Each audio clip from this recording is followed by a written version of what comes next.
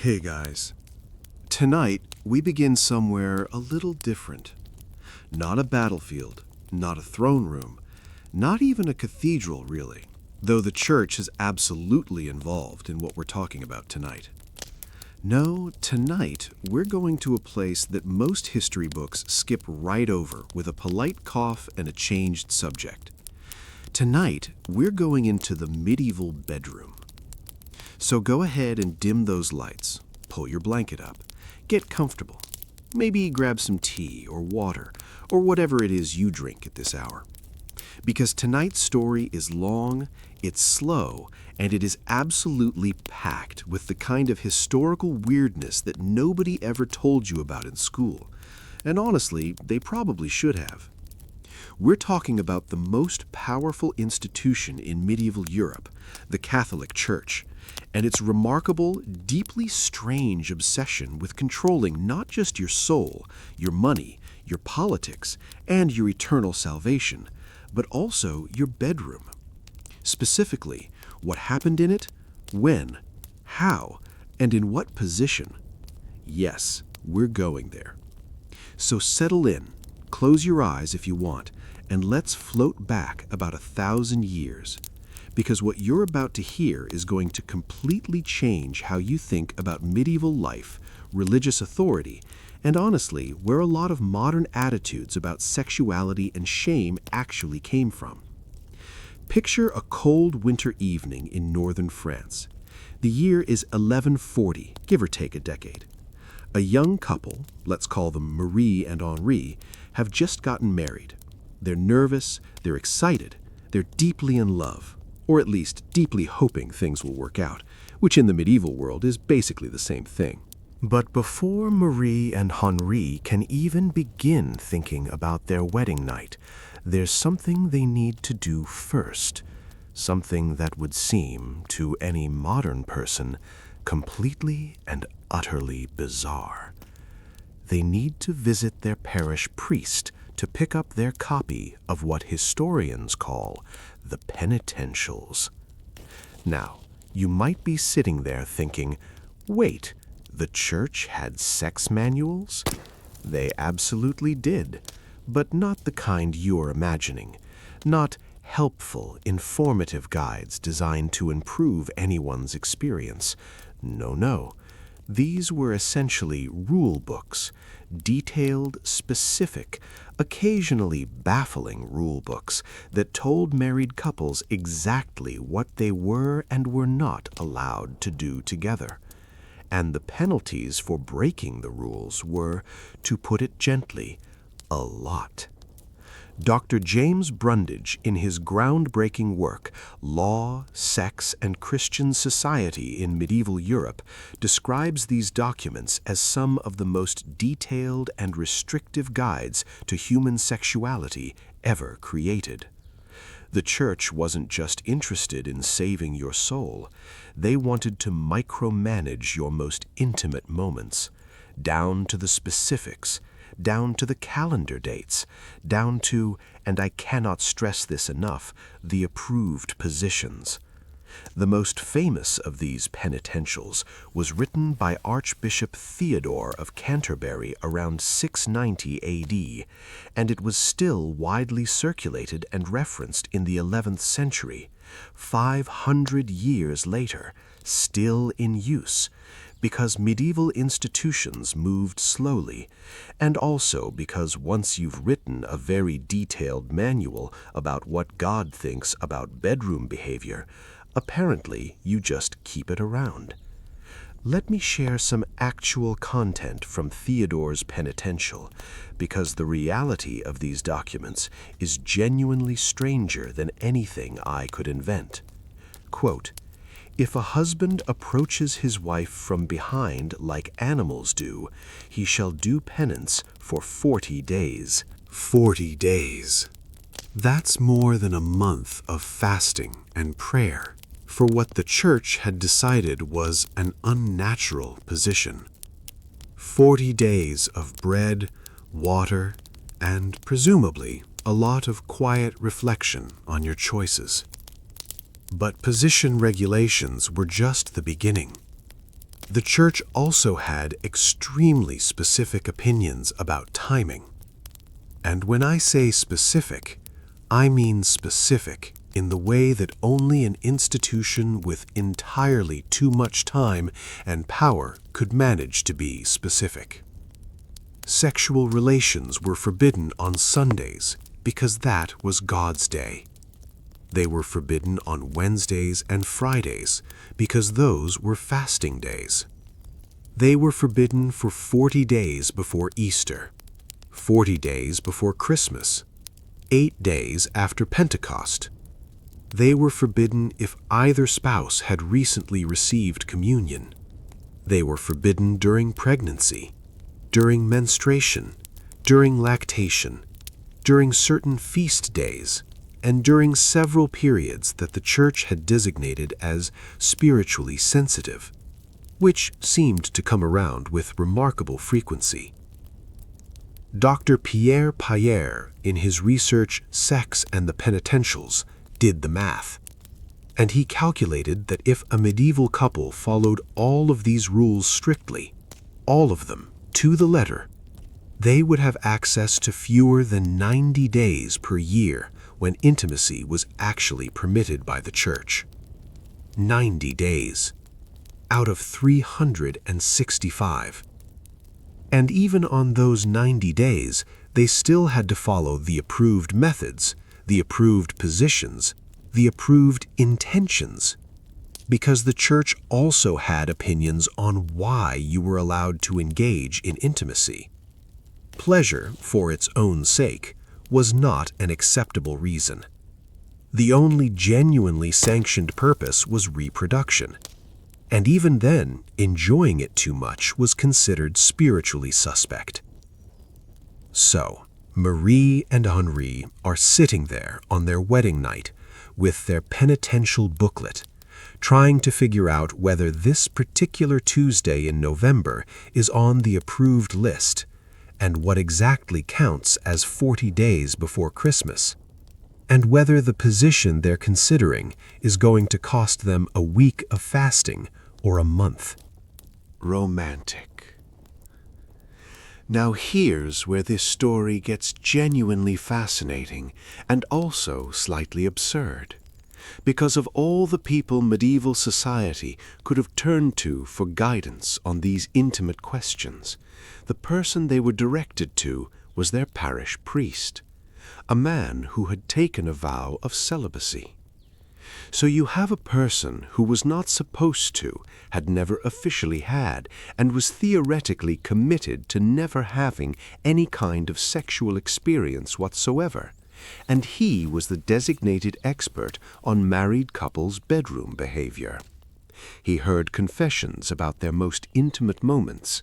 He prescribed penances for violations of the approved rules. He counseled newlyweds on proper conduct.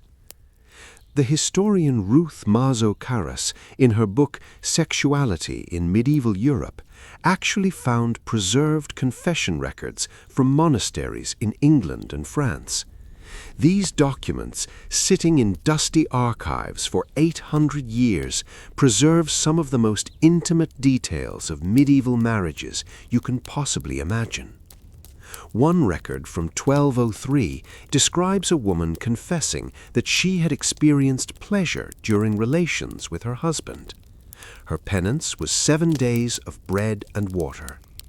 Because enjoying intimacy, even within the bounds of marriage with your own spouse, whom the church had authorized you to be intimate with, was still considered a sign of spiritual weakness. The experience was only supposed to be tolerated, not enjoyed. If you enjoyed it, you'd done something wrong somewhere. Now, some priests could see where this was going and had concerns. A Dominican friar named Thomas of Chobham wrote in 1216 that forcing couples to follow such rigid rules was causing more harm than good. He observed, and this is a man writing in medieval Latin 800 years ago, that marriages were failing, that couples were living in constant guilt and fear, and that the church's sexual regulations were producing the very sins they were designed to prevent. Which is a fairly sophisticated observation for someone who'd never experienced any of this firsthand. Credit where it's due. But Thomas was very much in the minority.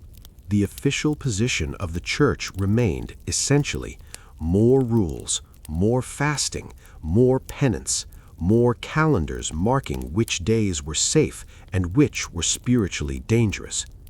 And yes, some medieval couples actually kept those calendars, not for what we'd now call family planning purposes, just to avoid getting a week of bread and water tacked on to their spiritual tab. There's also a concept from this period that I find particularly interesting and slightly unnerving, and it's called marriage debt. This has nothing to do with money. It's a theological concept from canon law that said spouses owed each other sexual access. If one spouse requested intimacy, the other was religiously obligated to comply. Refusing wasn't just a personal decision, it was a sin. You weren't just disappointing your partner, you were, technically, sinning against God. So, the church had created a situation where intimacy was simultaneously so tightly regulated that it was only permitted on 90 days a year, and also an obligation that couldn't be refused when requested. The logical impossibility of these two rules existing simultaneously doesn't seem to have troubled the theologians who wrote them down. Medieval legal philosophy was extremely comfortable with contradiction, as long as it was documented in Latin and produced by someone with sufficient ecclesiastical authority. Now, think about what this all meant for ordinary people, for Marie and Henri, for the millions of medieval couples trying to navigate love and desire within these impossible constraints. Marie has been raised with a deeply contradictory message about her own body. It's sacred and shameful at the same time. Her desires are natural and sinful at the same time. Her obligation to her husband exists alongside a spiritual system that makes fulfilling that obligation nearly impossible to do correctly.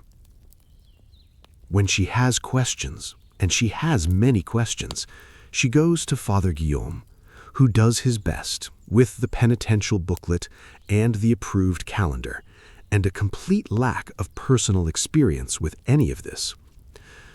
Dr. Caroline Walker Bynum's archaeological research into medieval London reveals something interesting, though. Birth records from the period show babies being conceived during prohibited periods. Quite a lot of them, actually, which suggests that many medieval people quietly and consistently ignored the church's most extreme restrictions and went on with their lives, and presumably hoped God had more important things to track. There's something deeply human about that, about lying there in the dark after breaking one of the church's endless rules and quietly wondering whether anyone is actually keeping count. And the answer, apparently, was not as many people as the church wanted you to think. Now, Dr. Michel Foucault, yes, the philosopher, argued that many modern Western attitudes about sexual shame, about the policing of pleasure, about viewing the body as something to be managed and controlled rather than inhabited comfortably, trace directly back to these medieval church teachings. The penitentials didn't just regulate medieval bedrooms. They planted a psychological framework that has been running in the background of Western culture ever since. When we feel guilty about natural desires, when we struggle to talk openly about our bodies, when pleasure itself feels like it needs to be earned or justified, those are old patterns, medieval patterns. Which is a lot to carry forward from a booklet that a French priest handed to nervous newlyweds in 1140. But while the church was busy with its bedroom regulations, something equally strange was happening further north. In the farmhouses and cottages of Wales, Scotland, and later colonial New England, parents were doing something that looks, on the surface, absolutely scandalous. They were inviting unmarried young couples to sleep in the same bed, together, overnight, with parental approval. And they called it bundling, and it was considered completely respectable, even admirable in some circles. And the story of what bundling actually was and what it sometimes became is one of the more quietly charming detours in the history of human courtship. Let me take you to a small village in Wales around 1350. It's a bitter February night. A young woman named Gwenlliant is about to experience something that would, in the modern world, generate approximately 17 calls to Child Protective Services. Her suitor, Rhys, has just arrived at their family's cottage after walking 12 miles through the snow. Her parents, Margaret and David, welcome him warmly inside. And then they do something that sounds, at first, completely insane. "Come now, Rhys," says David. "Gwenlliant will show you to her bed. You two have much to discuss." And just like that, with apparent calm, with parental approval, with no visible sense that anything unusual is occurring, this teenager is sent to bed with a young man her family has met approximately twice. Now, before you completely write off medieval Welsh parenting, let me explain what's actually happening here, because bundling was not what it looks like from the outside. Dr. Janet Chaniela, in her research on bundling and courtship in colonial America and Europe, explains that this was actually one of the more sophisticated dating systems ever developed. Gwenlliant is not going to that bed unprepared. She's wearing what's called a bundling stocking, essentially a sleeping sack that covers her entire body from neck to toes, tied firmly at the waist. Medieval shapewear, but designed to prevent intimate contact rather than create the illusion of a narrower silhouette.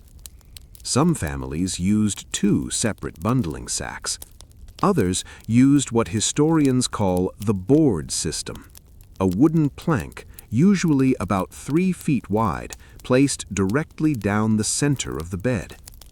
Professor Yorong Saito from Temple University examined hundreds of these boards in museum collections across New England and found that many of them were intricately carved with religious symbols and family crests. These weren't crude barriers hastily nailed together before a suitor arrived. They were crafted family heirlooms passed from generation to generation of courting couples. Which tells you something about how seriously medieval families took this practice. So why? Why would parents deliberately put unmarried young people in bed together and call it courtship? The answer is practical and also surprisingly thoughtful. First, heating was expensive and scarce. Inviting a suitor to stay overnight during a Welsh winter wasn't just hospitality. In some cases, it was close to a survival calculation.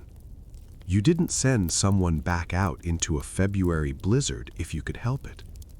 But second, and this is the part that I find genuinely interesting, bundling gave couples something that our modern dating culture rarely provides: uninterrupted time to actually talk to each other. Hours of it, in the dark, with nothing else to do. Think about that for a moment. In an age of streaming services and constant notifications, when was the last time you spent an entire night in conversation with someone you were interested in? No distractions, no phones, no television, just talking. Gwenlliant and Rhys, lying side by side but unable to touch, would spend entire nights sharing their actual thoughts, their fears about the future, their opinions about farming, faith, family, what they wanted their lives to look like. They'd figure out whether they could stand each other's company for hours at a stretch, which is honestly a more useful compatibility test that most modern first dates provide. The historian Ruth Goodman, who actually tried bundling as part of her research into medieval life, wrote in How to Be a Tutor that the practice created an intimacy more profound than physical contact. She describes lying in a bundling setup with her research partner and experiencing what she called emotional nakedness, a vulnerability that came specifically from having nothing to do but truly listen to another person. Professor Kathleen Brown, in her study Good Wives, Nasty Wenches, and Anxious Patriarchs, argues that bundling also gave women something unusual for the medieval world: genuine agency in their courtship. Unlike formal, chaperoned parlor visits, where conversation was stilted and artificial, bundling allowed women to actually evaluate their suitors. Was Rhys kind? Did he listen? Did he share her values? Was he someone she could talk to for hours without wanting to push him off the bed? She could reject him based on his actual character rather than his family connections, which, in a world where women had very few choices, was not nothing. Of course, the system didn't always work exactly as intended. Church records from 17th century New England, studied by Dr. Laurel Thatcher Ulrich at Harvard, show that approximately 30% of bundling relationships resulted in what were delicately called early pregnancies, which means that about 30% of the time someone found a way around the board. One of the most documented bundling scandals involved Sarah Whitman and Joseph Belcher in Salem, Massachusetts in 1681. Their families had approved months of bundling courtship. Sarah and Joseph had reportedly spent 47 nights in bundling discourse, during which they had discussed, according to court records, all matters pertaining to marriage, household management, and the raising of children. They had also, Sarah admitted before the magistrate, found ways around the board on several occasions. The judge, rather than throwing the book at them, actually commended them for the thoroughness of their courtship and simply required them to marry immediately, which they were presumably planning to do anyway. Dr. Nancy Cott, in her research, Public Vows, A History of Marriage and the Nation, found dozens of similar cases throughout colonial New England. And what's remarkable is the response. Rather than abandoning bundling as an obvious failure of a system, communities refined it. More sophisticated barriers, bundling chaperones, usually older women who would sleep in the same room to ensure propriety. In some communities, bundling became even more formalized over time. The practice was so widespread that it actually influenced furniture design. The Connecticut Historical Society has a collection of beds specifically built for bundling, with permanent wooden dividers and separate mattresses on a single frame.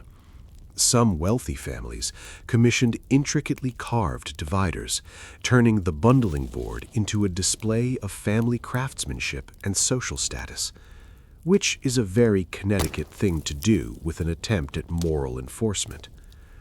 Bundling gradually declined through the 18th and 19th centuries as Victorian sensibilities spread and urban living replaced rural community life. But its influence on American courtship culture was lasting. Dr. Beth Bailey, in her book From Front Porch to Backseat, traces several modern American dating practices directly back to bundling traditions. The idea that couples should spend extensive time in conversation before marriage, the concept of going steady.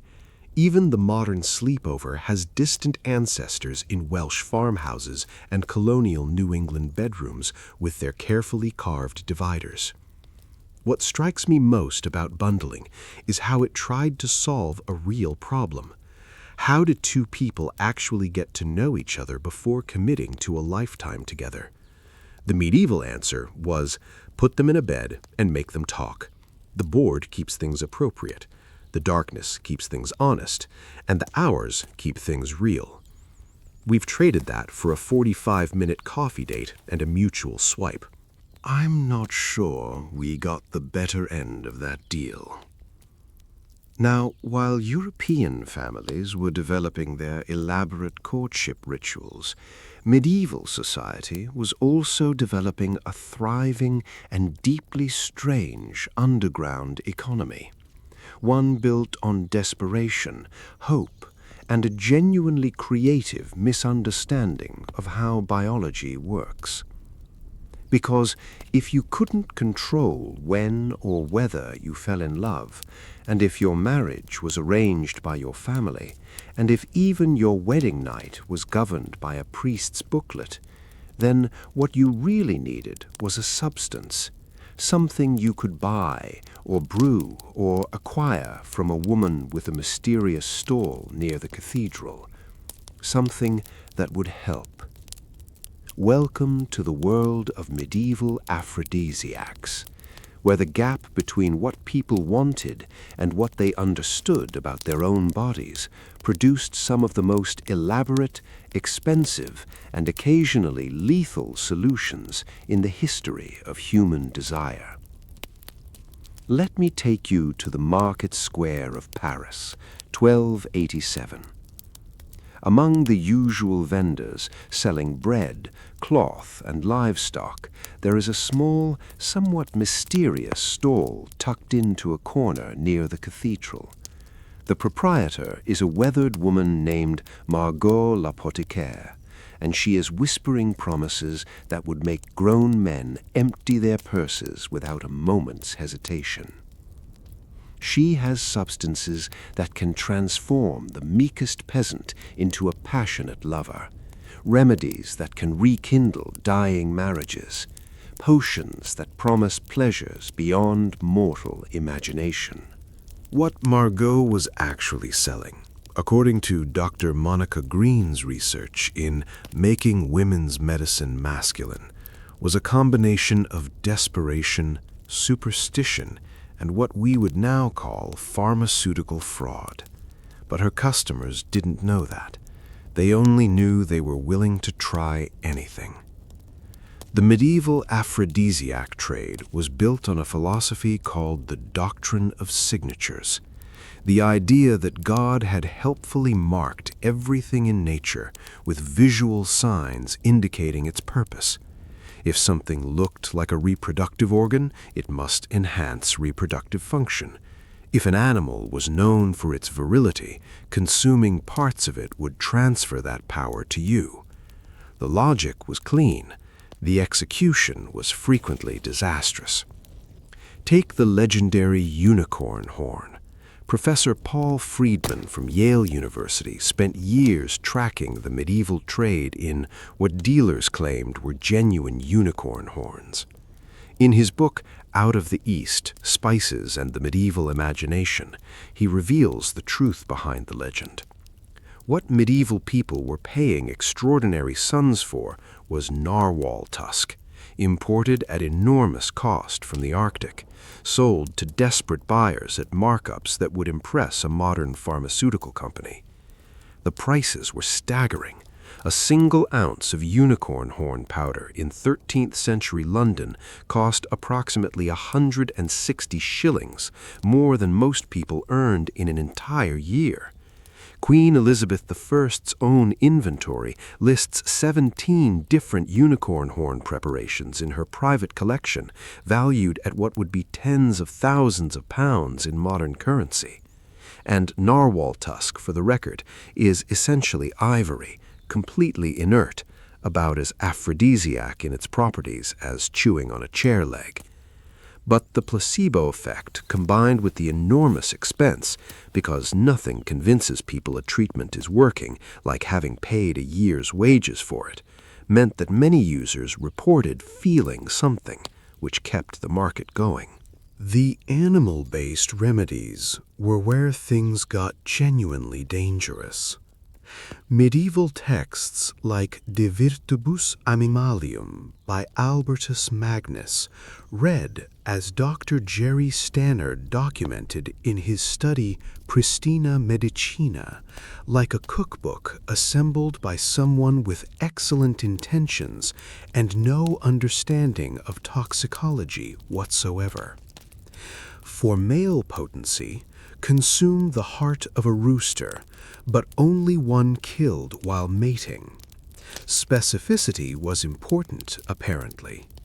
For female fertility, eat the womb of a rabbit that died during childbirth, ground up and mixed with wine. For mutual passion between couples, share a meal of wolf testicles, preferably raw, under a full moon. The underlying theory, as documented by Dr. Nancy Siraisi in medieval and early Renaissance medicine, was straightforward. Animals known for sexual vigor could transfer that power through consumption. Wolves were vigorous, so wolf organs became premium ingredients. Rabbits prolifically reproduced, so rabbit parts promised fertility. Roosters were aggressive and territorial, so rooster organs supposedly enhanced masculine confidence. Clean logic, terrible science.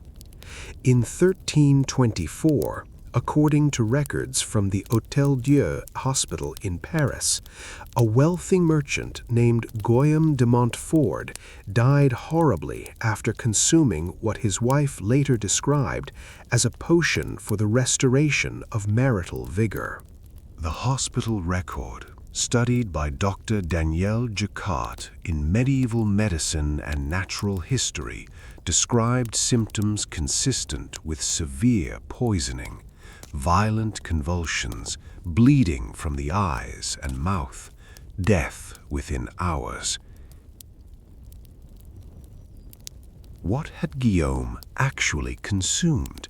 According to the apothecary's confession during the subsequent investigation, it was a mixture containing mercury, lead powder, and the ground organs of various animals that had been preserved in wine for several months. The mercury alone would have been sufficient.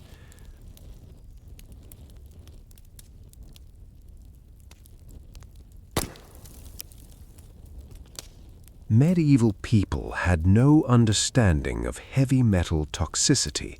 They knew mercury was unusual. It was liquid metal, which seemed almost magical, and in small amounts it didn't immediately kill you, which they interpreted as evidence of safety rather than the early stages of poisoning. Dr. Luc de Maitre's research into medieval hospital records reveals dozens of similar cases throughout the 13th and 14th centuries, people dying in pursuit of passion, having consumed substances that were toxic in ways they had no framework to understand. Perhaps the strangest of all medieval aphrodisiacs was the mandrake root, and if you've never actually seen one, I'd encourage you to look it up, because it genuinely does look remarkably like a tiny human figure, arms, legs, and what medieval people enthusiastically interpreted as various anatomical features. The folklore surrounding mandrake, documented by Professor Merlin Howell in Plants and Healing in Medieval Wales, was extraordinary. People believed mandrake grew beneath gallows where the remains of executed men had nourished the soil. They believed the root screamed when pulled from the earth, a scream so terrible it could kill anyone who heard it. So the approved method for harvesting mandrake, detailed in multiple medieval herbals, was as follows. Tie one end of a rope around the mandrake. Tie the other end around a dog. Throw meat just out of the dog's reach. Run away with your ears covered. The dog would pull the mandrake from the ground. The mandrake would scream. The dog would die. You'd return to collect your aphrodisiac. Medieval people actually did this. Archaeological evidence from European sites has uncovered dogs buried with mandrake roots, suggesting this harvesting method was practiced widely enough to leave a material record. Now, did mandrake actually work? Modern pharmacology provides an interesting answer. Dr. James Duke, in his Handbook of Medicinal Herbs, confirms that mandrake contains tropane alkaloids, the same compounds found in belladonna and other hallucinogenic plants. In small doses, these compounds create feelings of euphoria and enhanced sensation. In larger doses, hallucinations, paralysis, death. So medieval people weren't entirely wrong about mandrake having effects on the body. They just had no reliable way to manage the dosage. Many users probably experienced genuine alterations in consciousness that they interpreted as enhanced passion. Others weren't so fortunate. The medieval aphrodisiac trade, for all its absurdity, reveals something genuinely touching about the people who participated in it. These weren't foolish people, they were desperate people. A medieval wife married off to a stranger at 14, trying to find some connection within an arranged marriage she had no say in. A medieval man terrified of failing to perform in a culture that equated masculinity with sexual capability, with no doctor to consult and no framework for understanding that anxiety is a perfectly normal human experience. They tried everything they could think of at enormous personal cost and genuine physical risk because they wanted what everyone wants: connection. Desire, the sense that intimacy is more than an obligation. We haven't actually changed that much. Walk into any health food store and you'll find rows of supplements promising enhanced performance, increased desire, natural vigor. Different ingredients, same longing. And it's that same longing, frustrated, regulated, and desperately managed, that brings us to one of medieval history's most persistent and complicated myths. A story about power, about sexual vulnerability, about what happens when authority over people's bodies is absolute and there are no meaningful laws to limit it. The story of prima nocta, or, as Hollywood would have you believe, the terrifying rite of the first night. Picture yourself as a medieval peasant farmer. You've saved for months to afford your daughter's wedding feast. You've arranged her marriage to a good man from the neighboring village. The ceremony is beautiful. The celebration is joyful. And then your feudal lord arrives. He places his hand on your new son-in-law. He smiles, and he says words that generations of novelists and screenwriters have turned into one of medieval history's most enduring images of cruelty. The law is clear, young man. She belongs to me first. This is the scene from Braveheart, from First Night, from a dozen other films and novels that have made prima nocta one of the best-known concepts from the medieval period. There's only one problem. It almost certainly didn't exist the way we think it did. Dr. Elaine Barreau spent 15 years examining legal documents, church records, and historical chronicles across medieval Europe for his definitive study, The Lord's First Night. His conclusion, which surprised a lot of people when it was published, there is virtually no credible evidence that prima nocta existed as a widespread, legally enforced practice during the High Medieval period. Almost nowhere, in almost no reliable primary sources. Which should be a relief, and in some ways it is. But here's the thing.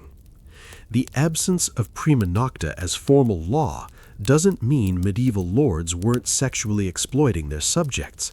They absolutely were. They just didn't need a special legal ceremony to do it. Professor Mark Bloch, in his landmark work, Feudal Society, documents how medieval serfs were, for practical purposes, property. They couldn't travel without permission. They couldn't marry without their lord's approval. They couldn't make major life decisions of any kind without feudal authorization. When you already own every aspect of someone's existence, you don't need an elaborate ritual to demonstrate that power. The documented cases where something resembling prima nocta did occur weren't primarily about sexual desire. They were about psychological domination, about making sure that every person in your territory understood in the most visceral possible way that they belonged to you, that even their most intimate moments existed at your pleasure. Take the documented case of Lord Geoffrey Duntour in Normandy around 1203. According to chronicles preserved in the Abbey of Saint Denis, Geoffrey didn't actually sleep with his peasants' brides. Instead, he demanded that new couples spend their wedding night in his castle, sleeping on the floor of his great hall while he watched from his throne. The humiliation was the point. The power demonstration was the point. The reminder that even on the most private night of their lives, they were his subjects, in his space, subject to his will. Dr. Susan Reynolds, in Kingdoms and Communities in Western Europe, found similar cases throughout medieval France and England. Lords demanding the bride's first dance, the right to kiss her publicly, payment of expensive redemption fees that amounted to wedding taxes disguised as feudal privilege. The sexual threat was always implied, always hovering. That was often enough. One particularly well-documented case involves Sir William Drew in the Welsh Marches around 1215. According to records from Lanthony Priory, Drew would announce his intention to exercise his supposed rights and then negotiate elaborate compensation arrangements with desperate families. One family sold their livestock and borrowed heavily to pay his redemption fee, only to discover that several other families in the same village had paid identical fees on the same day. It was a wedding tax, collected under the implied threat of something much worse. No actual prima nocta required. Medieval people weren't passive in the face of this either. Dr. James Scott, in his study Weapons of the Weak, identified numerous forms of what he calls hidden transcript resistance, quiet, communal, systematic defiance of predatory lords. Peasant communities developed early warning systems, sending young brides away to distant relatives when particularly dangerous lords were known to be active. They created false marriage records, backdated wedding ceremonies, staged mock weddings to confuse local authorities about who was married when and to whom. The most dramatic resistance occurred in the Poitou region of France in 1247. According to the Chronica Universalis, peasants in 17 villages coordinated a mass revolt after their lord began systematically exploiting young women under the guise of feudal privilege. The rebellion lasted 3 months and required direct royal intervention to suppress. And what's notable in the formal complaint those peasants sent to the royal court is how they framed their grievances, not as objections to a legal practice, as objections to unlawful innovation. Even the people rebelling against this abuse seemed to have recognized that it wasn't established law, it was personal violence dressed up in feudal costume.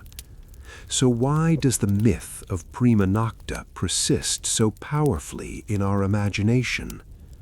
Dr. Nicholas Orme, in his analysis, Medieval Children, suggests that these stories serve different purposes for different audiences across time. For medieval chroniclers, tales of lordly sexual excess were cautionary stories about unchecked power.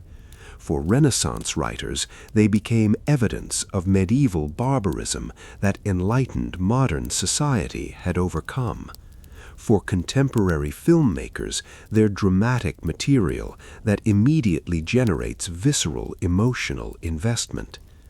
But Professor Linda Mitchell, in Portraits of Medieval Women, argues that something deeper is at work. The prima nocta myth persists because it gives us a comprehensible singular narrative for something that was actually much more diffuse and ordinary, and therefore in some ways more disturbing. The systematic sexual exploitation that occurred under feudalism didn't usually require special ceremonies. It operated through ordinary impunity. Lords who knew that accusations against them would go nowhere. Courts that agreed explicitly that certain women had no legal protection.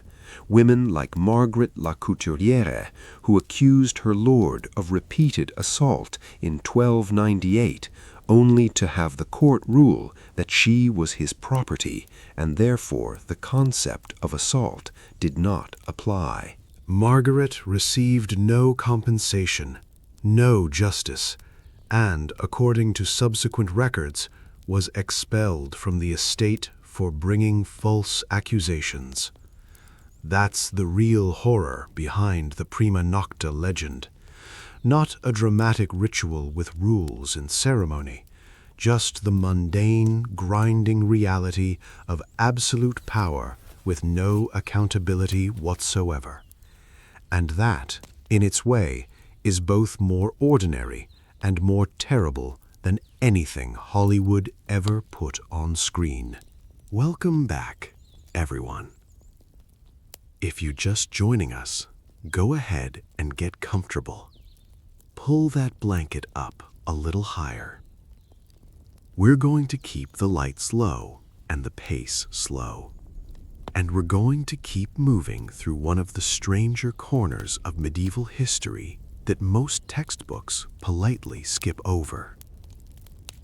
Last time, we talked about the church's bedroom regulations, about bundling, about medieval aphrodisiacs ranging from the creative to the genuinely lethal, and about the myth of prima nocta and what the reality behind it actually looked like. Tonight, we're going a little deeper. Because here's something that doesn't get nearly enough attention in standard history classes. The same institution that spent centuries telling married couples what positions were spiritually acceptable, that calculated fewer than 90 days permitted of intimacy per year, that made ordinary people confess their most private moments to celibate priests. That same institution was simultaneously running one of the most profitable and sophisticated prostitution networks in medieval Europe. Not tolerating it, not turning a blind eye, running it, licensing it, taxing it, and in some cases directly operating it. If that sentence woke you up slightly, good. Stay with me, because the details are even stranger than the summary. Let me take you to Avignon in 1347. This is the height of papal power. The Pope himself is in Avignon rather than Rome, a period historians call the Avignon Papacy, which lasted from 1309 to 1377, during which the entire papal court relocated to southern France for reasons that are complicated and mostly political, and not directly relevant to what we're about to discuss. What is relevant is that walking through the streets near the palace of the popes in 1347, you would have encountered something extraordinary. A series of brothels bearing official church seals, operating under direct papal license, staffed by women whose working conditions were regulated by the same religious authorities who delivered sermons about the dangers of lust every single Sunday. Dr. Jacques Rossiard, in his groundbreaking study, Medieval Prostitution, spent decades examining municipal and church records from across medieval Europe. What he found was a web of institutional involvement in sex work so extensive and so organized that it required genuine administrative infrastructure to maintain. The church wasn't a reluctant participant in this system. They had essentially designed it. Here is how the system worked, and I want to go through this slowly because the level of organization involved is genuinely impressive, if deeply troubling. In major cities, Paris, London, Florence, Cologne, Avignon itself, church authorities designated specific neighborhoods as official licensed districts. These weren't neglected back alleys. They were maintained commercial zones with proper infrastructure, standardized pricing, health regulations, and something that the documents describe with magnificent bureaucratic blandness as customer service protocols. Professor Ruth Mazo-Karas, in her exhaustive research, Common Women, Prostitution and Sexuality in Medieval England, uncovered the actual business documents from London's Southwark district. Southwark, just across the Thames from the City of London, was owned and operated by the Bishop of Winchester. The bishop maintained detailed records of every working woman in his district, their health status, their earnings, their tax contributions to the diocesan treasury. The women who worked in the Southwark stews, as they were called, were sometimes referred to colloquially as Winchester geese, which is the kind of nickname that tells you exactly what people thought of the bishop's business interests. The level of documentation was, in a grim way, remarkable. These weren't informal arrangements or tolerated nuisances. They were regulated commercial operations generating consistent revenue that was carefully recorded and forwarded to church authorities. Now, Dr. Leah Lydia Otis, in her study Prostitution in Medieval Society, documents one of the more visually striking aspects of this system, the mandatory dress codes. Different cities developed different requirements, but the pattern was consistent. Sex workers in church-licensed districts were required to wear specific clothing that identified their profession and status at a distance. In Toulouse, they wore white hoods. In Florence, yellow veils. In London, striped hoods. In some German cities, specific colors were mandated that no other woman in the city was permitted to wear. Now, the official justification was that these dress codes protected respectable women from being mistaken for sex workers, and vice versa. And there's something to that, But Dr. Otis's analysis reveals a second function that's considerably more interesting from a business perspective. These dress codes were also brand protection. They made it immediately obvious to any church official who was a licensed worker and who was operating without church approval. Unlicensed women who attempted to work independently outside the church's regulated districts without paying the licensing fees were subject to severe punishment, branding, exile, public humiliation. The church had essentially created a monopoly and was enforcing it with the vigor that monopolies generally require. It was, in the most specific possible sense, medieval trademark enforcement for prostitution services. The economic scale of this operation is difficult to fully absorb. Municipal records from 14th century Paris, analyzed by Dr. Bronislaw Geremek in The Margins of Society in Late Medieval Paris, show that church-licensed brothels generated more annual revenue for religious authorities than tithes, land rents, and monastery donations combined in certain years. Let me give you some specific numbers. In Avignon during the 1370s, papal authorities collected approximately 24,000 florins per year in brothel taxes and licensing fees. To put that in perspective, that figure exceeded the annual budget for maintaining the entire papal court, including cardinal salaries, palace maintenance, and all ceremonial expenses.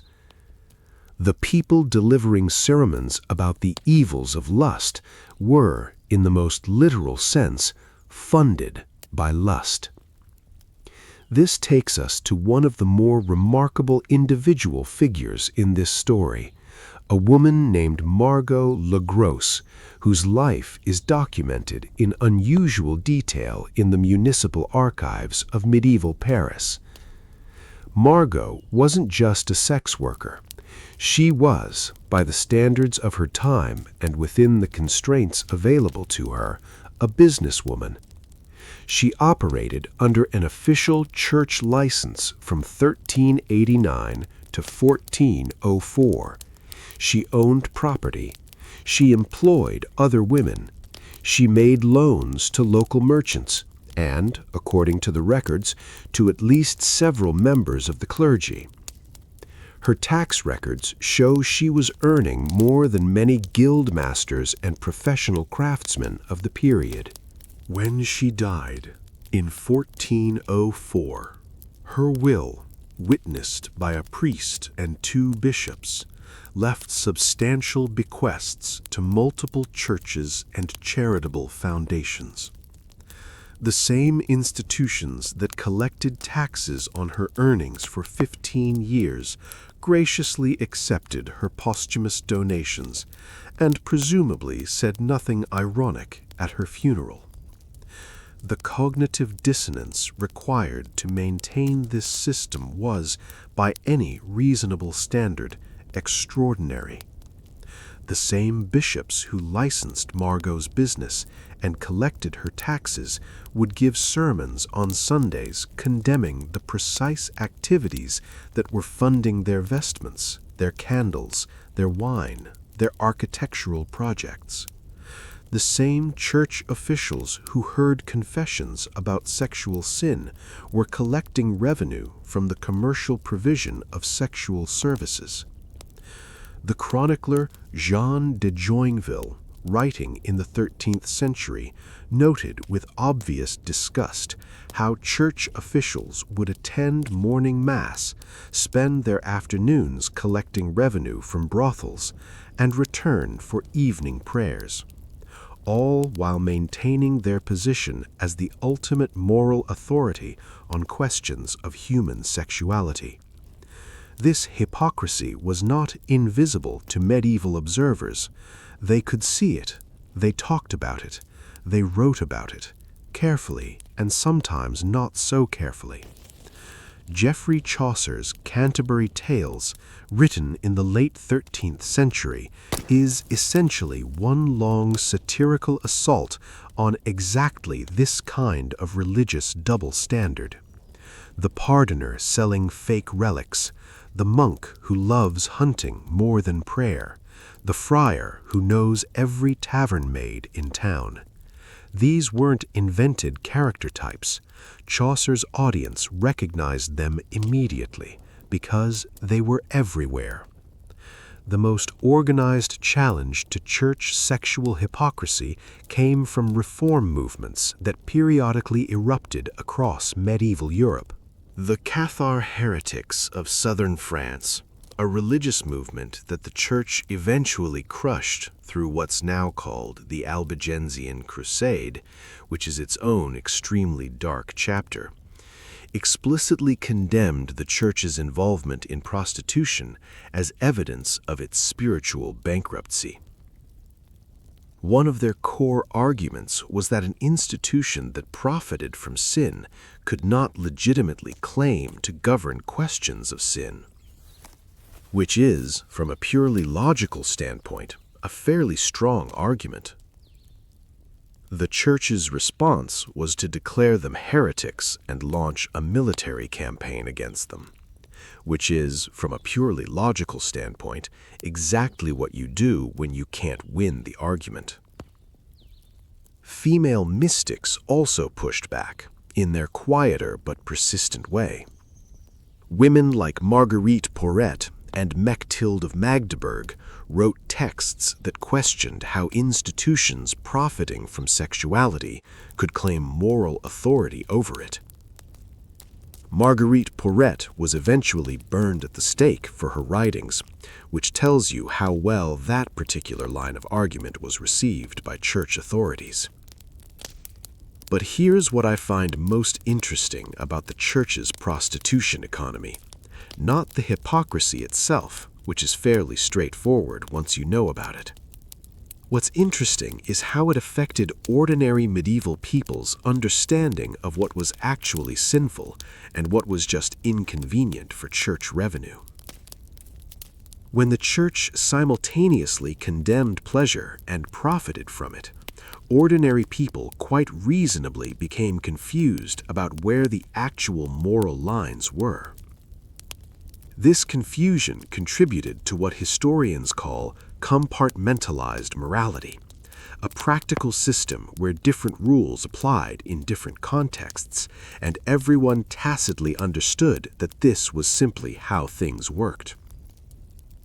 A merchant might attend Mass on Sunday morning, visit a church-licensed establishment on Wednesday afternoon, and confess both to the same priest on Friday, with all parties understanding that this was the normal rhythm of medieval urban life. The priest would assign penance, the merchant would perform it, and the bishop would continue collecting his licensing fees. The system was, in its own deeply peculiar way, internally consistent. And the women caught within it lived with the daily experience of being simultaneously essential to and condemned by the same institution. Necessary enough to be licensed and taxed, contaminated enough to be publicly marked with colored hoods and excluded from ordinary social life. If you've ever worked for an organization that valued your contributions while making very clear that you were not considered fully respectable, you'll recognize something of that dynamic. The medieval version was just considerably more explicit about it. Now, while the Church was managing its profitable vice economy, medieval aristocracy was busy inventing something that took an entirely different approach to the problem of desire within marriage. They didn't try to regulate it. They didn't try to profit from it. They tried to aestheticize it. They created a philosophical and literary system that transformed adultery, straightforward, garden variety adultery, into the highest possible form of human love, more pure than marriage, more spiritually elevating than religious devotion, more noble than any other form of human relationship. They called it courtly love. And it was, in its way, one of the most elaborate pieces of collective self-deception in European history. Let me take you to the court of Poitiers in 1170. Eleanor of Aquitaine. Yes, the same Eleanor we met briefly earlier, the one who divorced 2 kings and changed the map of Europe, is presiding over what historians call her courts of love. These were formal gatherings at which Eleanor and her noble companions would hear disputes about romantic relationships and issue binding judgments according to the rules of courtly love. Today's case involves a young knight named Gaston d'Ayer, who is seeking official recognition of his right to pursue Lady Marguerite de Trin, who is already married to the Count of Tarrau. Gaston isn't asking Eleanor to help him seduce Marguerite in secret. He's asking for formal legal recognition within the parallel legal system of courtly love of his right to love her according to the approved protocols. Dr. C.S. Lewis, in his foundational study, The Allegory of Love, describes these courts of love as perhaps the most sophisticated system of sexual philosophy ever developed by European civilization. But what Lewis's analysis reveals is that courtly love wasn't really about sex at all. It was about power, about status, about the creation of a parallel social hierarchy that existed alongside and sometimes in direct conflict with the official structures of feudal medieval society. The rules of courtly love were codified by Andreas Capellanus in his 1184 treatise, The Art of Courtly Love, and I want to share some of these rules directly because they genuinely reward close reading. Rule 12. A true lover does not desire to embrace in love anyone except his beloved. Rule 13. When made public, love rarely endures. Rule 14. An easy attainment of love makes it of little value. Difficulty of attainment makes it prized. Rule 1. Marriage is no real excuse for not loving. And Rule 31, which is my personal favorite, nothing forbids one woman being loved by 2 men or one man by 2 women.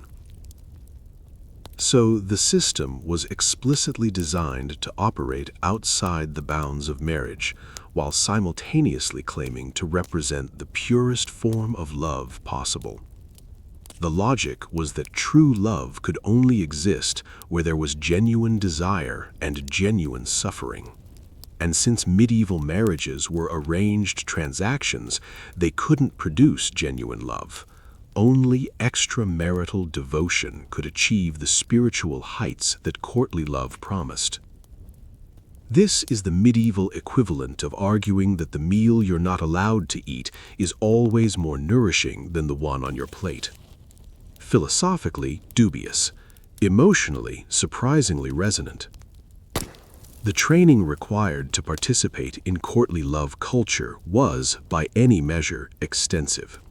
Young nobles spent years learning the proper protocols of approach, the acceptable forms of service and devotion, the intricate poetry competitions that served as romantic display, the elaborate gift-giving ceremonies that marked different stages of a courtly relationship, the specific way you were supposed to sigh while gazing at your beloved across a crowded great hall. Dr. Roger Sherman Loomis, tracing the development of courtly love education in Medieval Romance and the Evolution of European Literature, shows that this training became a standard component of aristocratic upbringing. Boys as young as 12 were sent to courts known for their sophistication in matters of love, where they served as pages to experienced practitioners and learned what medieval sources delicately describe as the science of approaching noble ladies. The most accomplished courtly lovers became genuine celebrities in medieval high society. Their reputations spread across courts.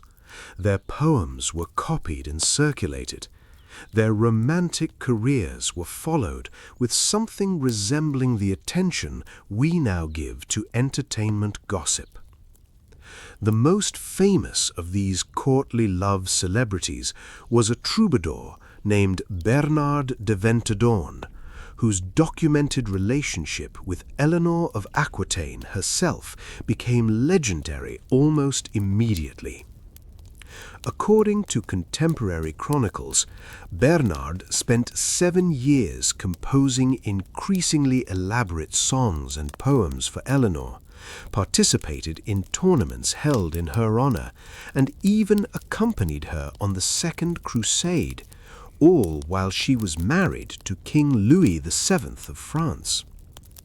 Professor Linda Patterson in The World of the Troubadours makes an interesting observation about Bernard's career.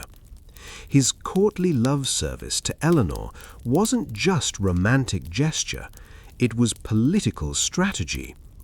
His songs aligned him with Eleanor's court and gave him access to patronage and influence that would otherwise have been unavailable to a musician of relatively modest origins.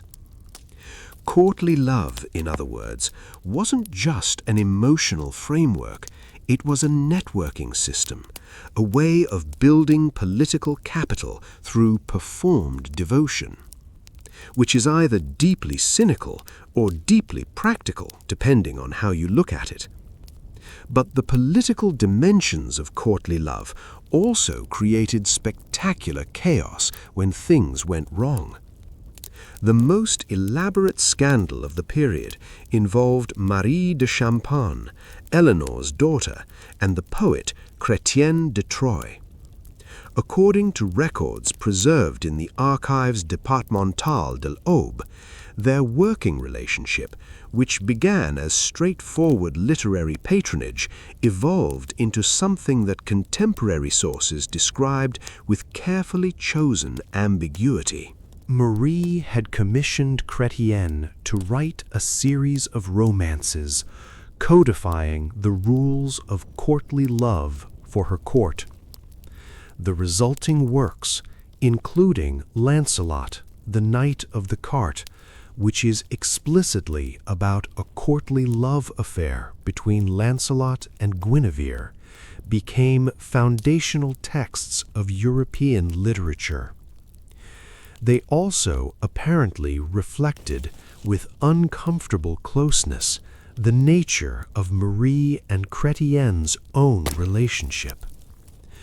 When Marie's husband, Count Henry the Liberal, discovered that his wife's literary patronage had become something more than literary, he demanded satisfaction.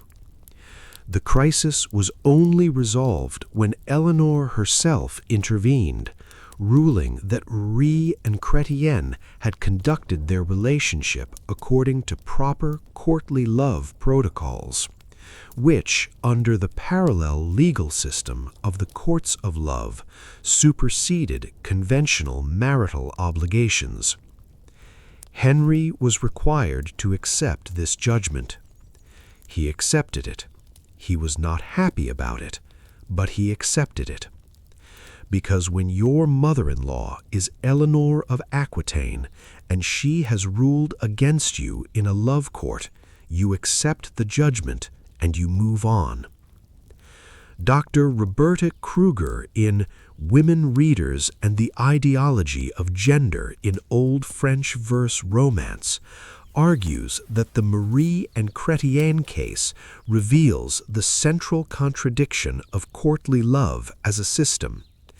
It claimed to elevate women by making them objects of absolute devotion, But it also reduced them to prizes in competitions for male social status. The woman at the center of a courtly love relationship was simultaneously powerful and passive, a goddess to be served, not a person to be known. Some medieval women pushed back against this in interesting ways. Marie de France, one of the earliest known female writers in Western literature, and almost certainly a woman of some noble standing, wrote lays that systematically dismantled courtly love conventions. Her female characters pursue their own desires. They manipulate male suitors. They make active choices rather than waiting to be chosen. They refuse to perform the passive purity that courtly love required of them. Her work was popular, which suggests that the women listening to it recognized exactly what she was doing and appreciated it. The psychological legacy of courtly love is one of the things that makes it genuinely important rather than just historically entertaining. By establishing a cultural norm where the most admired relationships were explicitly extramarital, courtly love contributed to a sharp division between love and marriage that shaped aristocratic culture for centuries. Marriage was a transaction about property, politics, reproduction. Love was something that happened elsewhere with different people under different rules. This had consequences that rippled through medieval society in ways that went beyond aristocratic poetry competitions. When the most prestigious form of human connection was explicitly incompatible with marriage, the institution of marriage itself was hollowed out of emotional content. You didn't expect to love your spouse. You expected to manage your household with them, have children with them, and find emotional and romantic fulfillment somewhere else, through a parallel system with its own elaborate rules. The Church, which had created an equally elaborate system of rules for what happened within marriage, found this development alarming. Periodic campaigns were launched against courtly love culture. Condemnations were issued. Preachers warned against the corrupting influence of troubadour poetry. These campaigns were largely unsuccessful, partly because courtly love had too much aristocratic support to be easily suppressed, and partly, possibly, because many of the clergy condemning it were themselves products of aristocratic culture and understood its social function rather too well. The decline of courtly love began in the late medieval period as the Black Death disrupted the social fabric that had supported it, and as a rising merchant class brought different values to questions of marriage and romantic partnership. But its influence on Western culture has been enormous and permanent. The idea that true love involves suffering, that the best relationships are the ones we can't fully have, that romantic passion is somehow pure when it's frustrated or forbidden, that love and practicality are fundamentally incompatible. These concepts feel natural to us now. They show up in our novels, our films, our songs, our understanding of what romantic love is supposed to feel like. We inherited them more or less directly from a group of 12th century French aristocrats who convinced themselves that adultery was a spiritual discipline. History is strange. Now, let's float gently from the sophisticated courts of Eleanor of Aquitaine to a considerably more desperate corner of medieval life. Because not everyone who found themselves in an unbearable medieval marriage had access to courts of love or troubadour networks or Eleanor of Aquitaine to arbitrate their romantic disputes. Most people were just stuck. And the medieval church had made marriage an unbreakable sacrament. Divorce, in the modern sense, simply did not exist. You were married until death, and that was the official position of the most powerful institution in Europe. But human misery is remarkably creative when it comes to finding loopholes. What emerged over the medieval period was a shadow economy of marriage dissolution, a set of techniques for escaping unwanted unions that ranged from brilliantly clever to genuinely desperate, and that operated in the margins of church law with results that were sometimes liberating and often catastrophic. The most sophisticated escape route was what we might charitably call creative genealogy. The Church's rules about consanguinity, the prohibition on marrying relatives, were so complex that almost any two medieval nobles could theoretically be demonstrated to be related if you traced their family trees back far enough and were sufficiently creative with your interpretations.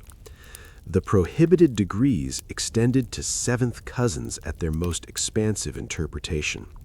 Given the relatively small size of the European nobility and the centuries of marriage alliances among noble families, finding some degree of blood relationship between almost any two medieval nobles was not especially difficult.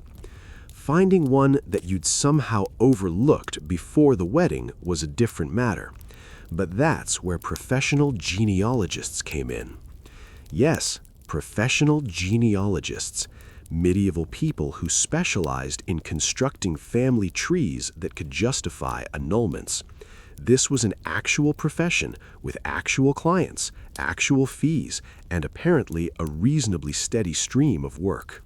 Dr. David Daver in Medieval Marriage, Symbolism, and Society discovered that professional genealogists maintained what were effectively databases of noble family connections, records that could be searched and combined to produce custom justifications for annulment in cases where clients could afford the service. The most audacious example of this involves Lady Constance de Breton, whose case is documented in the rolls of the Chancellery of France.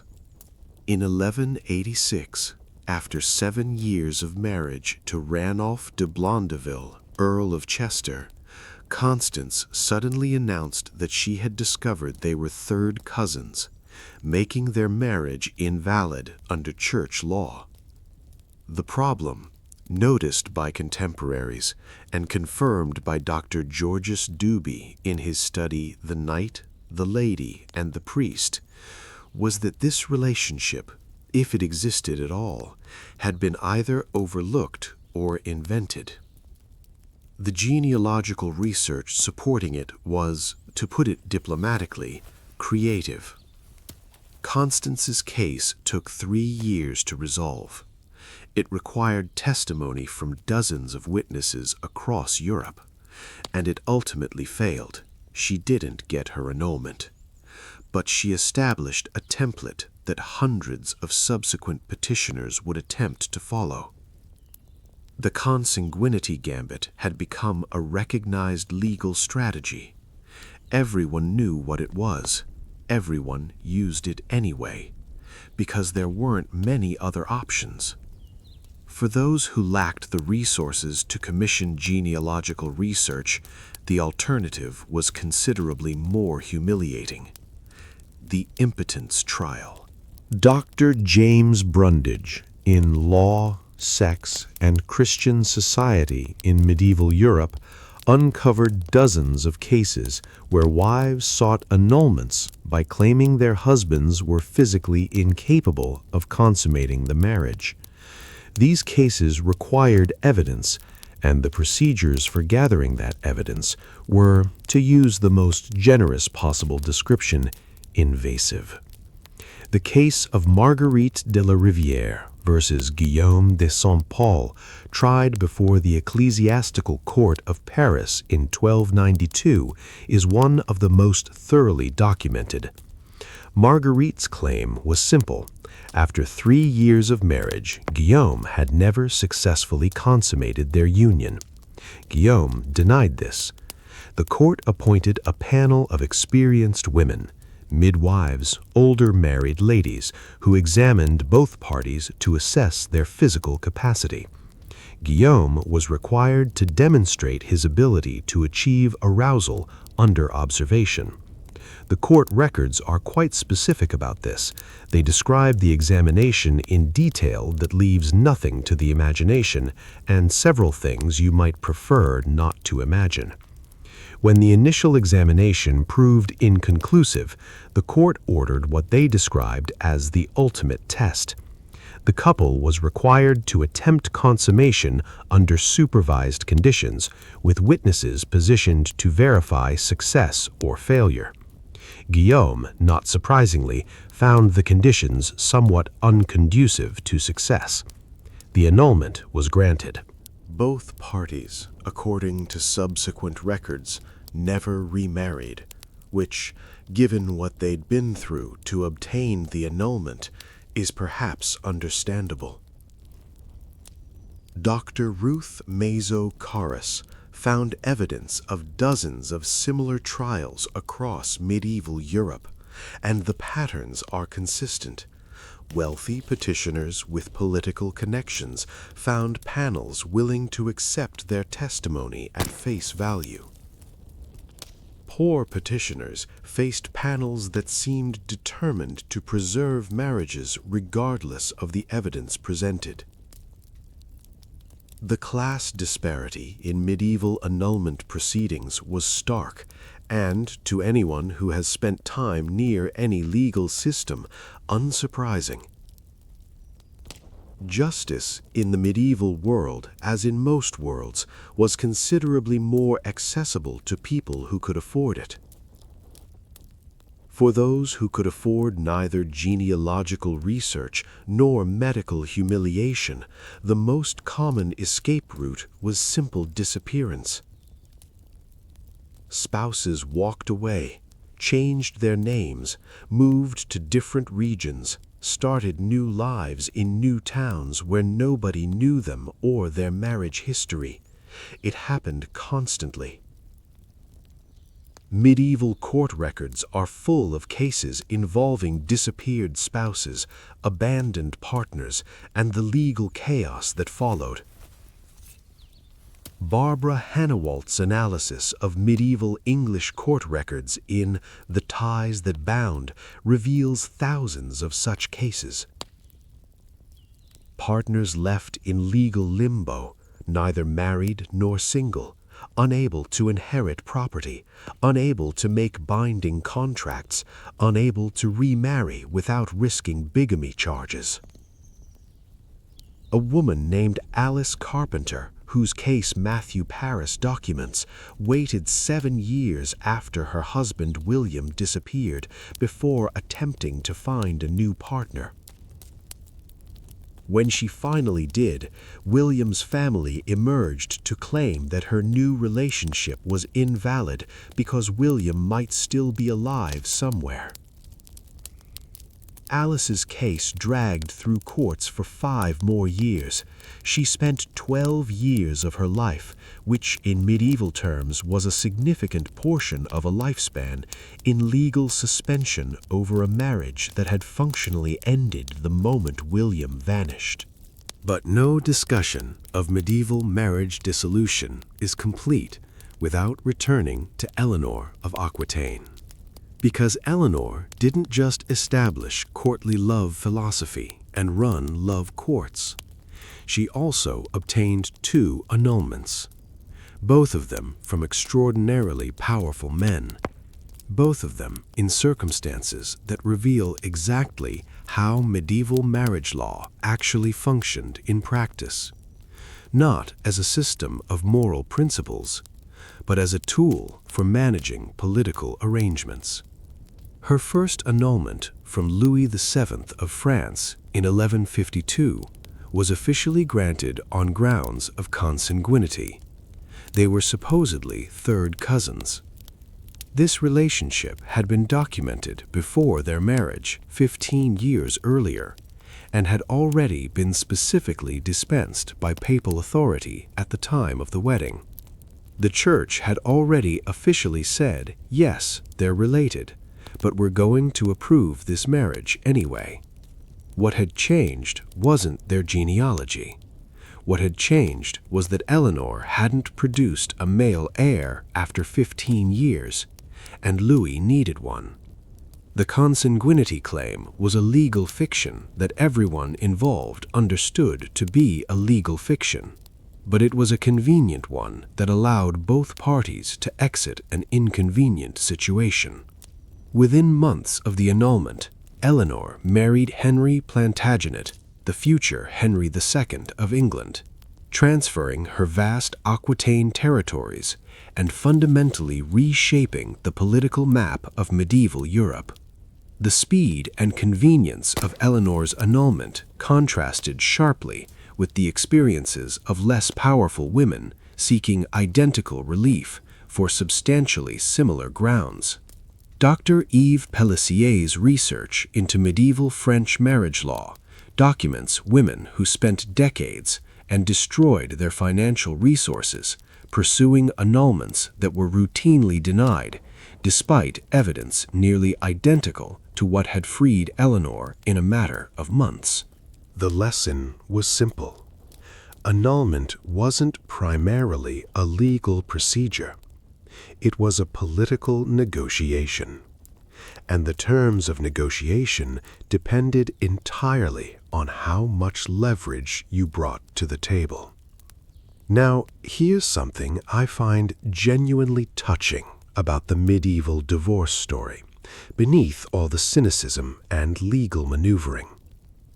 The very existence of these elaborate systems, the genealogists, the impotence trials, the disappearances, the creative papal dispensations, tells us something important. It tells us that people were desperately, persistently, at considerable personal cost and risk, trying to escape situations that made them miserable. No legal system, no religious doctrine, no threat of spiritual punishment was sufficient to simply make people accept unhappiness as permanent. They pushed back. They found loopholes. They paid enormous sums to genealogists who may or may not have actually discovered genuine family connections. They endured humiliating medical procedures. They walked away from their lives and started over in new towns with new names. Human beings, it turns out, will go to extraordinary lengths to be free, even when freedom is very technically illegal. The psychological cost of medieval annulment proceedings was, by any measure, severe. Unlike modern divorce, which at least acknowledges that relationships can fail for understandable reasons without anyone having to be a villain, medieval annulment required proving that the marriage had never been valid in the first place. You had to stand before an ecclesiastical court and testify that years of shared life, shared home, shared bed, shared children, none of it had ever really constituted a valid marriage.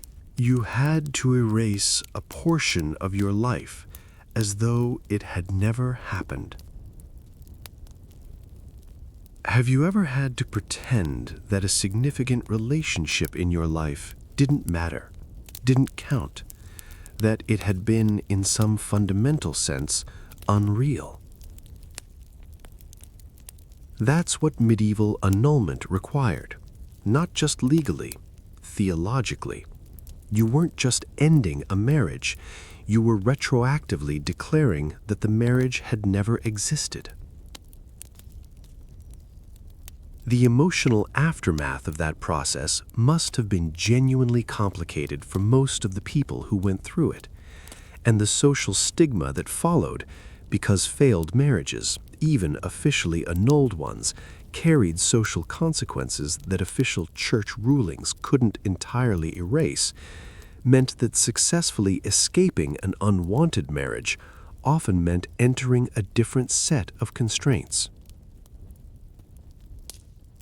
But as medieval society was developing these creative mechanisms for dissolving unwanted marriages, another section of that same society was moving in exactly the opposite direction. Rather than trying to escape from marriages, certain families were obsessively restricting who their members could marry, narrowing the pool of acceptable partners with each generation, convinced that keeping certain bloodlines pure and separate was essential to maintaining power and status. You can probably see where this is going. The results would be visible in portraits for centuries, traceable in medical records, eventually quantifiable through genetic analysis. And in the specific case of one particular dynasty, they would produce a human being so genetically compromised that his physicians struggled to describe his condition in terms that made sense, because they had no framework for understanding that centuries of deliberate inbreeding could produce such thorough biological devastation in a single person. The Habsburg dynasty is the most extreme example, but the story starts earlier and more innocuously with the same woman who keeps appearing in this narrative, Eleanor of Aquitaine. Eleanor's strategic marriages, two of them to the kings of France and England, created what geneticists now call founder effects in European royal bloodlines. By the time of her death in 1204, her descendants occupied thrones across Europe. Her granddaughters and great-granddaughters were queens in Castile, Aragon, Portugal, Sicily, and the Holy Roman Empire. Which sounds impressive, and politically it was. It gave Eleanor's descendants a network of alliances that was genuinely unprecedented. It also meant that by the time those descendants began marrying each other, which they did constantly for centuries, they were drawing from a gene pool that was already narrower than it appeared. Dr. Francisco Ceballos' genetic analysis, published in the journal Heredity, describes the European noble gene pool of the 13th century as unusually concentrated even for the standards of aristocratic marriage practices. The web of intermarriage that Eleanor helped create meant that cousins were marrying cousins who were already cousins from a different branch of the family. The compounding effects of this, generation after generation, would eventually become impossible to ignore. The philosophical justification for royal inbreeding was, as these things often are, elegantly simple and catastrophically wrong. Medieval nobles believed that desirable traits, intelligence, beauty, courage, good judgment, moral character, were literally carried in the blood. Noble blood was genuinely, physically different from common blood. Mixing it with lesser blood would corrupt it. Keeping it pure would preserve its qualities. This wasn't fringe thinking. It was a carefully constructed philosophical position defended by serious medieval scholars using the same intellectual rigor they applied to theology and natural philosophy. Albertus Magnus developed elaborate explanations for why royal blood was constitutionally different at a physical level. John of Salisbury's Politicratics addressed questions of hereditary virtue as settled matters of natural philosophy. The Church, meanwhile, which officially prohibited marriage between seventh cousins for ordinary people, routinely granted dispensations allowing first cousin or even uncle-niece marriages among royalty. Pope Innocent IV's dispensation records, preserved in the Vatican secret archives, show that between 1243 and 1254, he granted over 40 marriage licenses for unions that would have resulted in excommunication if attempted by non-noble petitioners. The justification, as analyzed by Dr. Brenda Bolton in Innocent IV and the Legal Formulation of Papal Power, always centered on the greater good of Christian unity, preventing wars between Christian kingdoms by binding royal houses together through marriage. The real reason was simpler. The Church needed royal political support more than it needed genetic diversity among the nobility. Allowing strategic cousin marriages was a modest price to pay for maintaining papal influence over the most powerful families in Europe. The Habsburgs took this logic further than anyone. Beginning with Rudolf I in 1273 and accelerating dramatically through the 15th and 16th centuries, the Habsburg dynasty systematically married within its own bloodlines with a consistency that eventually drew comment even from contemporaries who had no understanding of genetics. Dr. Gonzalo Alvarez, whose genetic analysis of the Habsburg dynasty was published in PLOS I, traced Habsburg marriages across 16 generations. His findings are genuinely startling. By the 17th century, Habsburg royalty had achieved levels of inbreeding comparable to populations that had been isolated on small islands for thousands of years. Not comparable to first cousin marriage, which is what most people associate with inbreeding problems. Comparable to populations with no genetic exchange with the outside world for generations. The physical consequences appeared within just a few generations and became progressively more severe. The Habsburg jaw, a severe underbite caused by mandibular prognathism, is the most famous marker. It appears in official Habsburg portraits as a visual signature of the dynasty, which tells you something about how the family's relationship with its own genetic deformities evolved over time. What began as a medical condition became a brand, an identifier, a feature that portrait painters were expected to render faithfully because it proved you were authentically Habsburg. But Professor Silvia Geraci's recent genetic analysis of Habsburg preserved tissue samples tells a considerably darker story than the portraits suggest.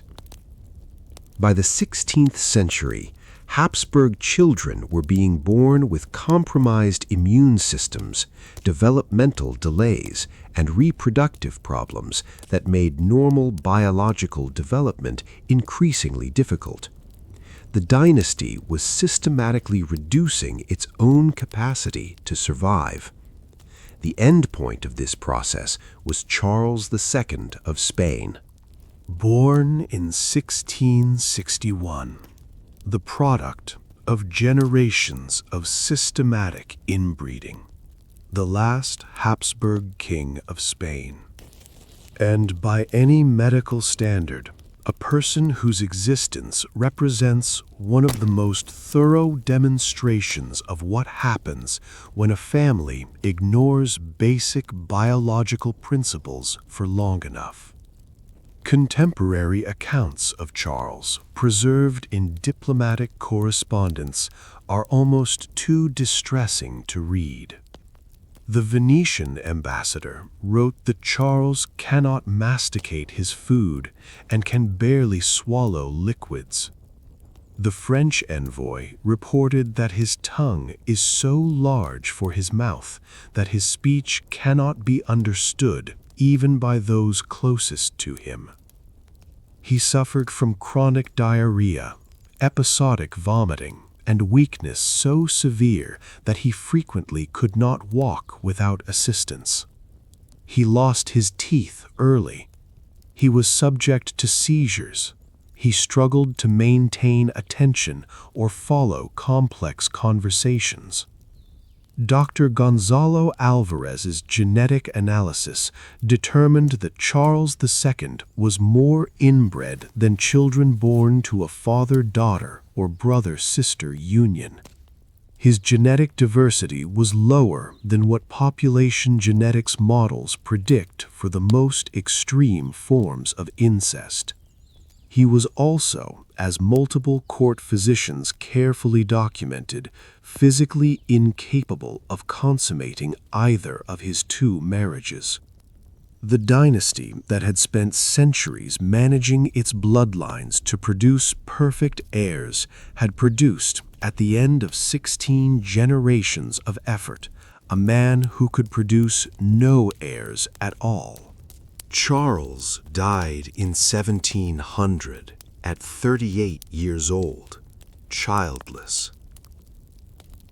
His death triggered the War of the Spanish Succession, a conflict that killed over 400,000 people across Europe as various powers fought over who would inherit an empire that the Habsburgs' own marriage practices had left without an heir.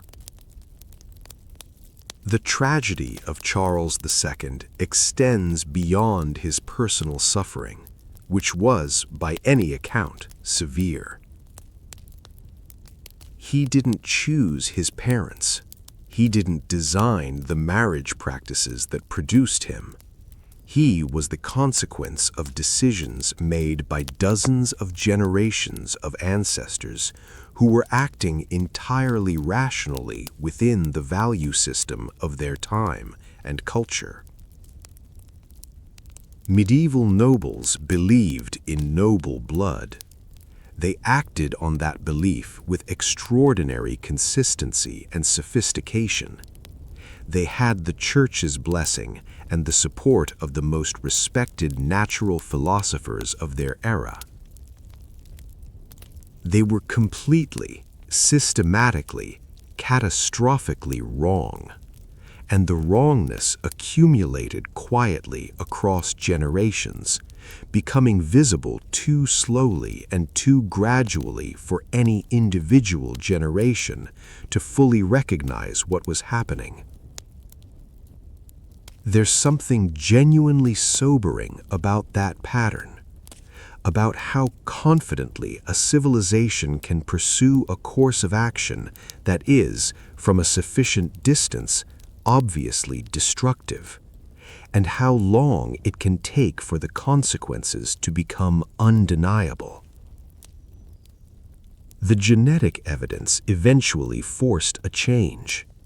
By the 18th century, so many European royal lines were dying out from genetic problems that political survival required introducing new bloodlines from previously excluded families. The improvement in health, longevity, and reproductive success that followed was immediate and measurable. Nature, it turns out, does not negotiate with ideology. So there we are. The Church regulating intimacy while profiting from its commercial provision. The aristocracy aestheticizing adultery into a philosophical system while simultaneously destroying their own genetics through political marriage practices. Ordinary people finding creative ways to escape unwanted marriages through genealogical fiction, medical humiliation, and straightforward disappearance. Medieval society had a complicated relationship with human sexuality, that much is clear. But we're not finished, because the most psychologically interesting chapter in this story hasn't been told yet. We've talked about institutions controlling sexuality through rules, through commerce, through philosophy, through genetics. But the most extreme attempt to control sexuality in the medieval world worked differently. It didn't try to regulate desire from outside. It tried to destroy it from within.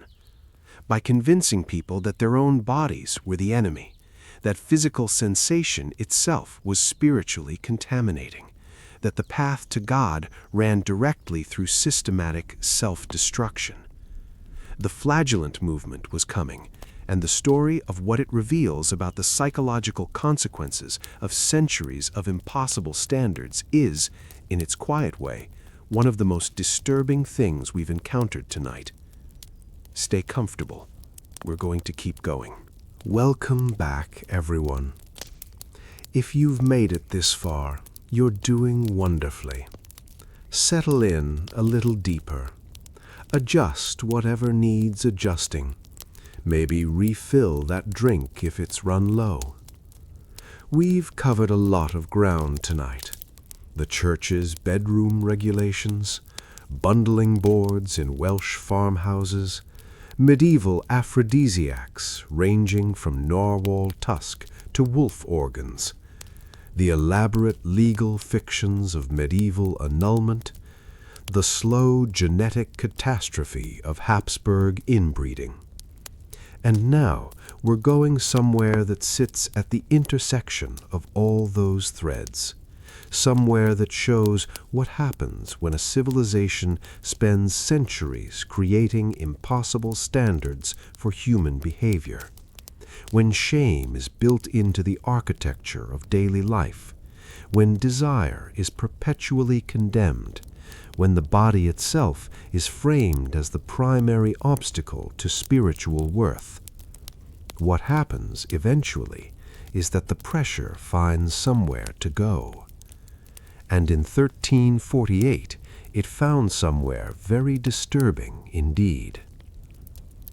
The year 1348 brought two things to Europe simultaneously.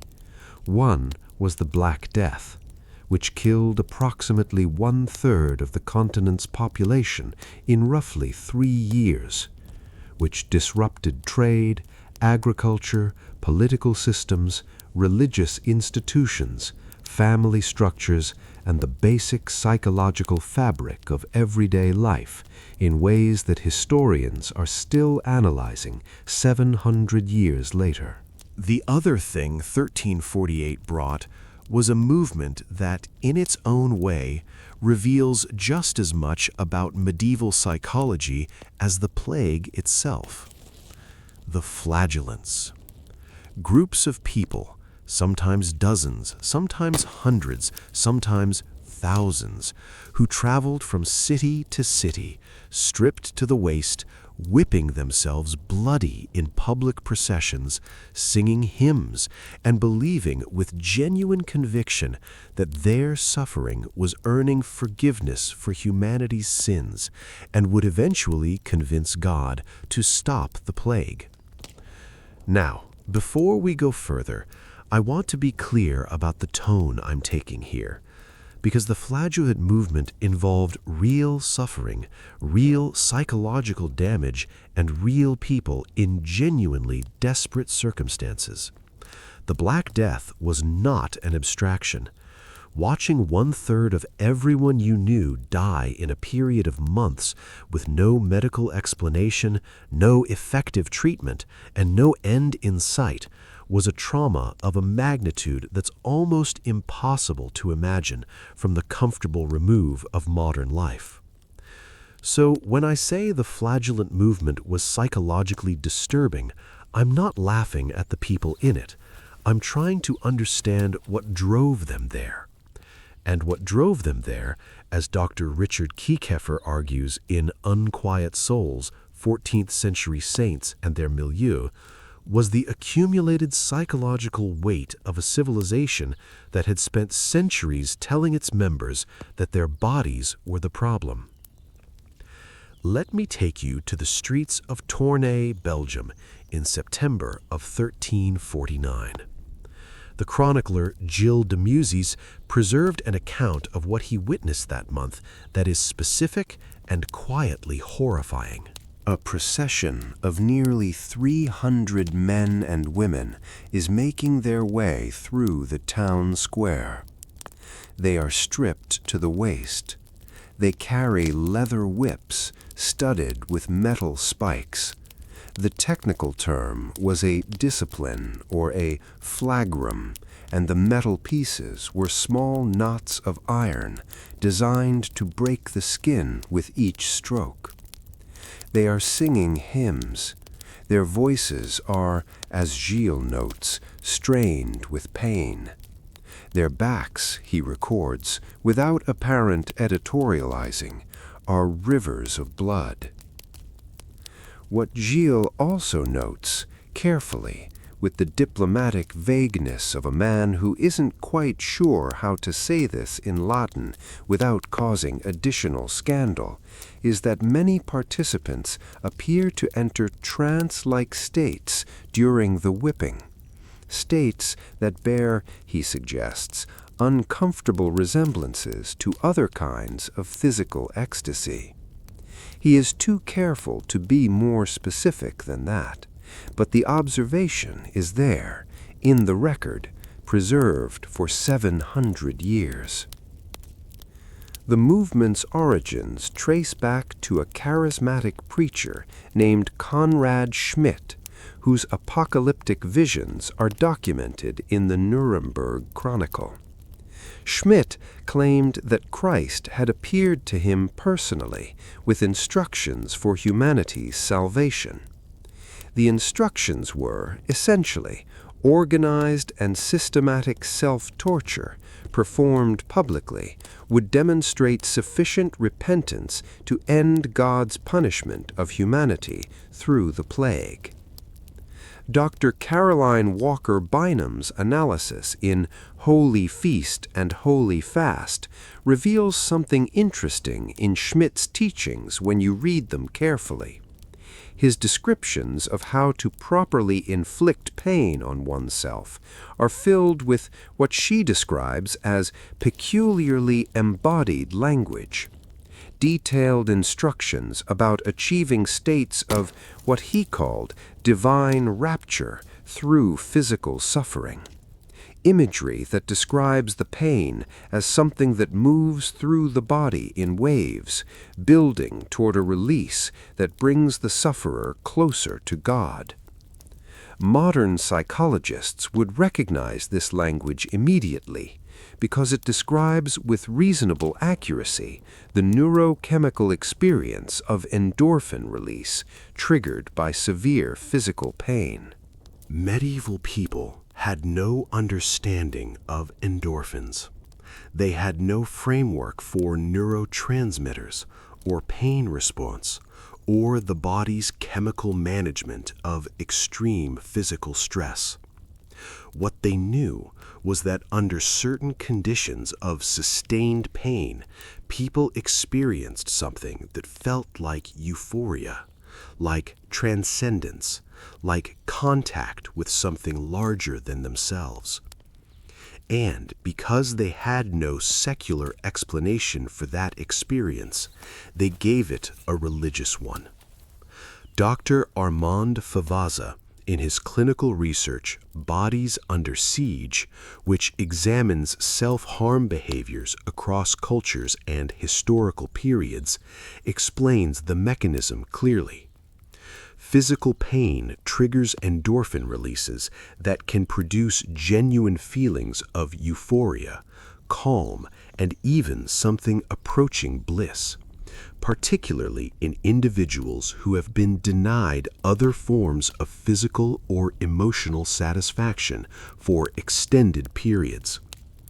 A medieval person raised on sexual repression, physical asceticism, and constant guilt about bodily experience would have had, in a clinical sense, a significantly lower baseline of physical pleasure than most modern people. The endorphin response to severe pain would have been, by contrast, genuinely remarkable. Perhaps the most intense positive physical sensation many of these individuals had ever experienced.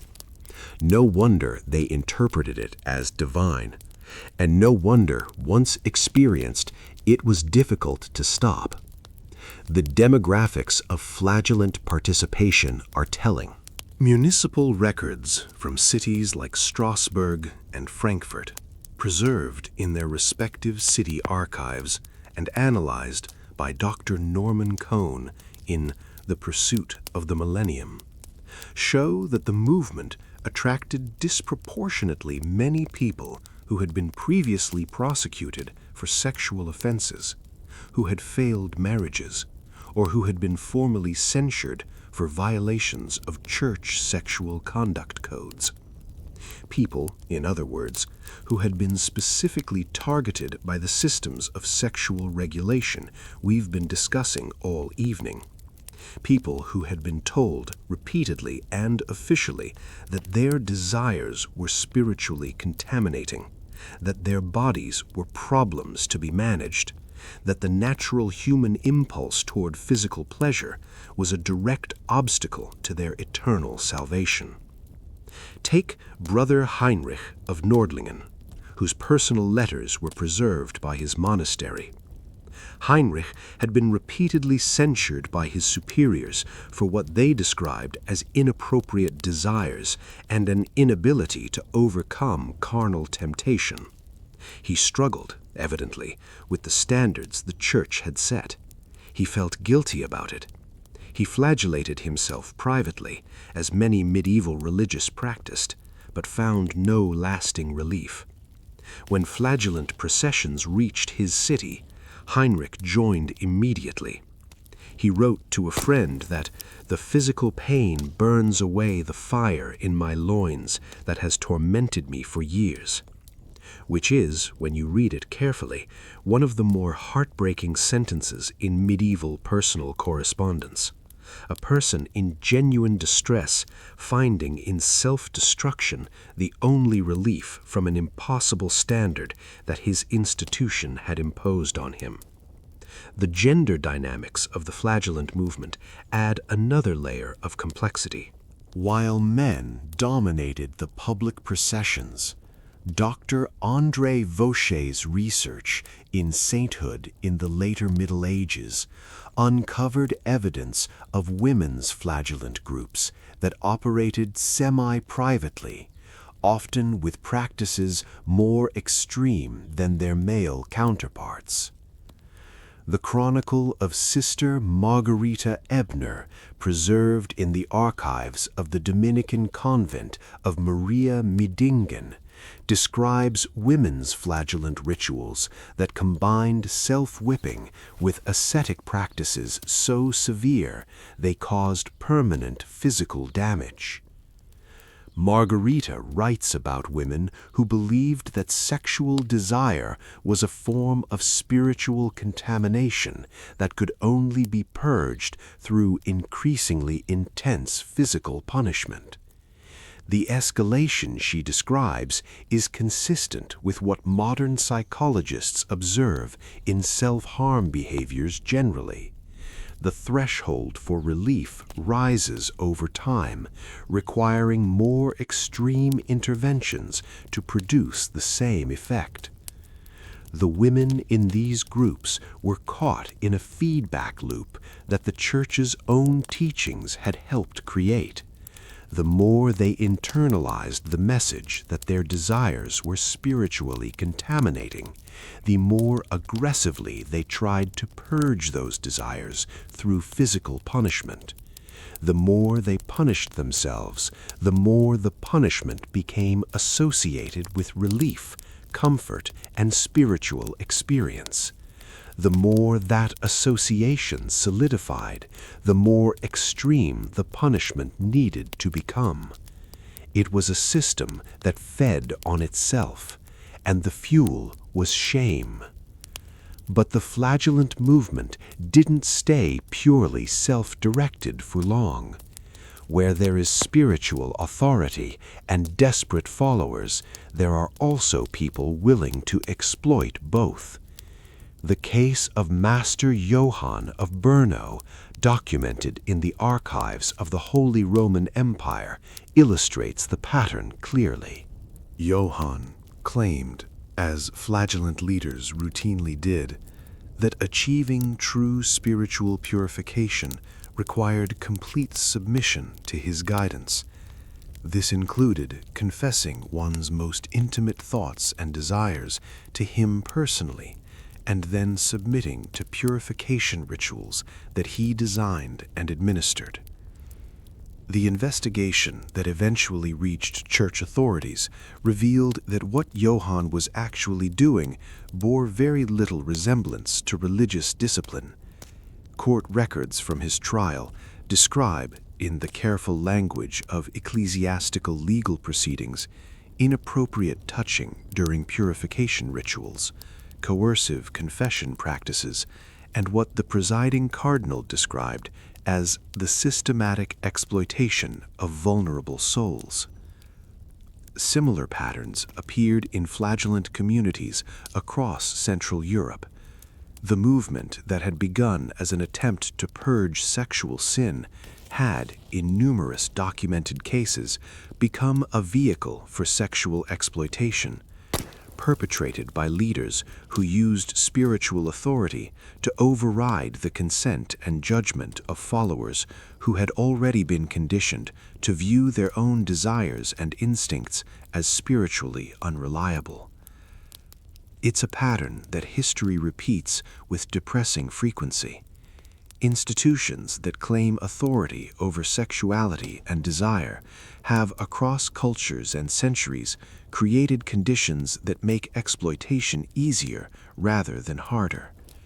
When you teach people that their own instincts are corrupt, you make them dependent on external authority to tell them what is acceptable, and external authority is not always trustworthy.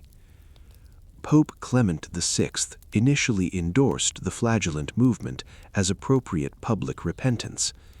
Within months, he was issuing condemnations.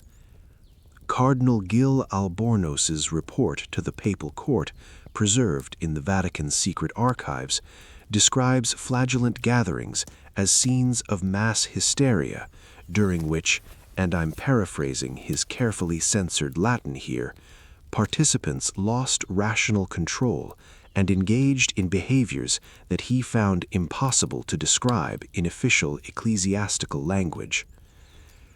Reading between Gil's extremely diplomatic lines, it is clear that many flagellant gatherings had devolved into chaotic scenes combining public self-harm, religious ecstasy, political radicalism, and sexual behavior, often simultaneously.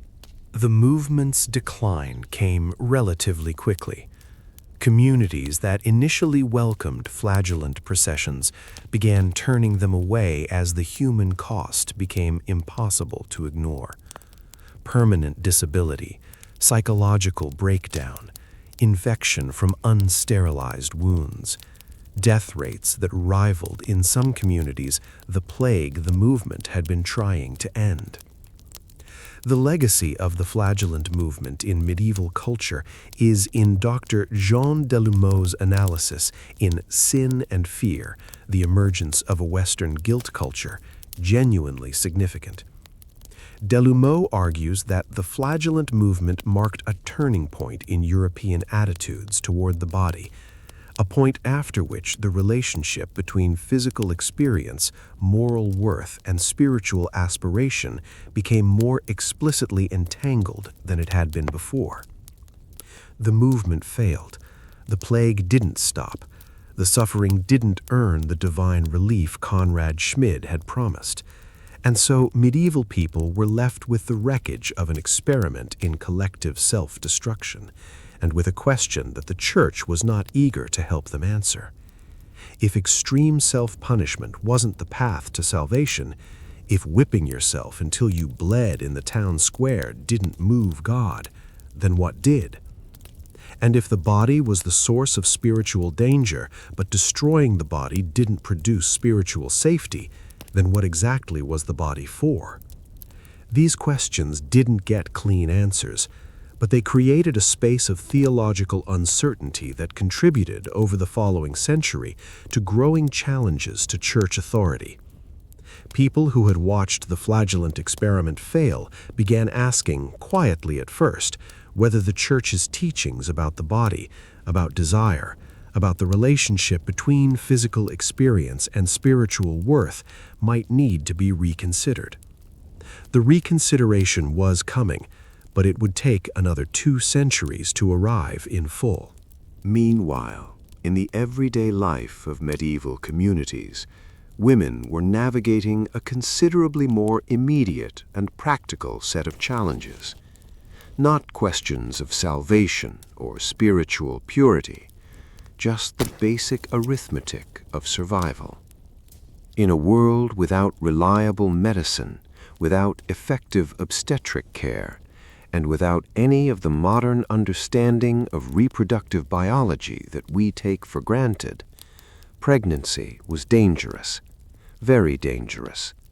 Multiple pregnancies in rapid succession were often fatal. The records show it repeatedly.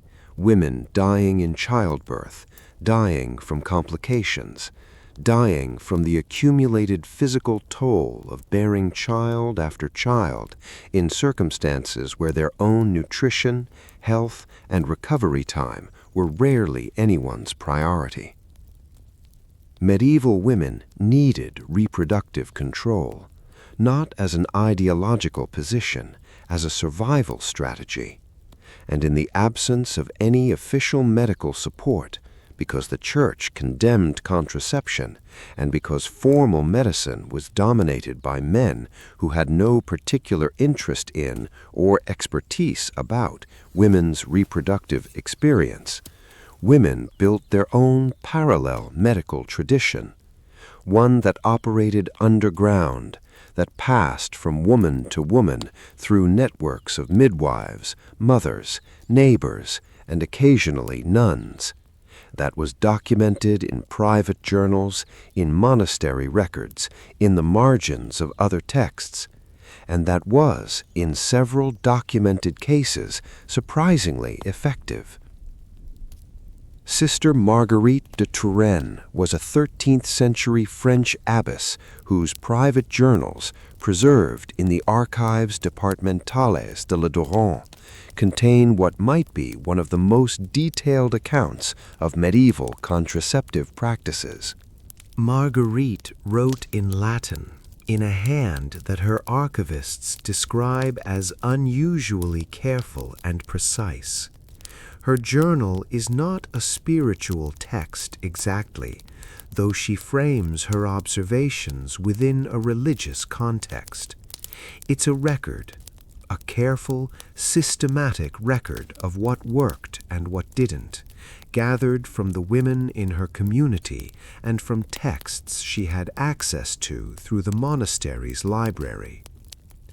Dr. John Riddle spent decades analyzing medieval medical texts, monastery records, and archaeological evidence for his research, Contraception and Abortion from the Ancient World to the Renaissance. What he found was exactly what Marguerite's journal represents: a parallel medical tradition operating almost entirely outside official church doctrine. A women's underground that possessed contraceptive knowledge that was, in several documented cases, considerably more sophisticated than anything available through official channels. The most remarkable item in Marguerite's journal and in several other medieval women's texts that Riddle examined is a plant called Queen Anne's lace.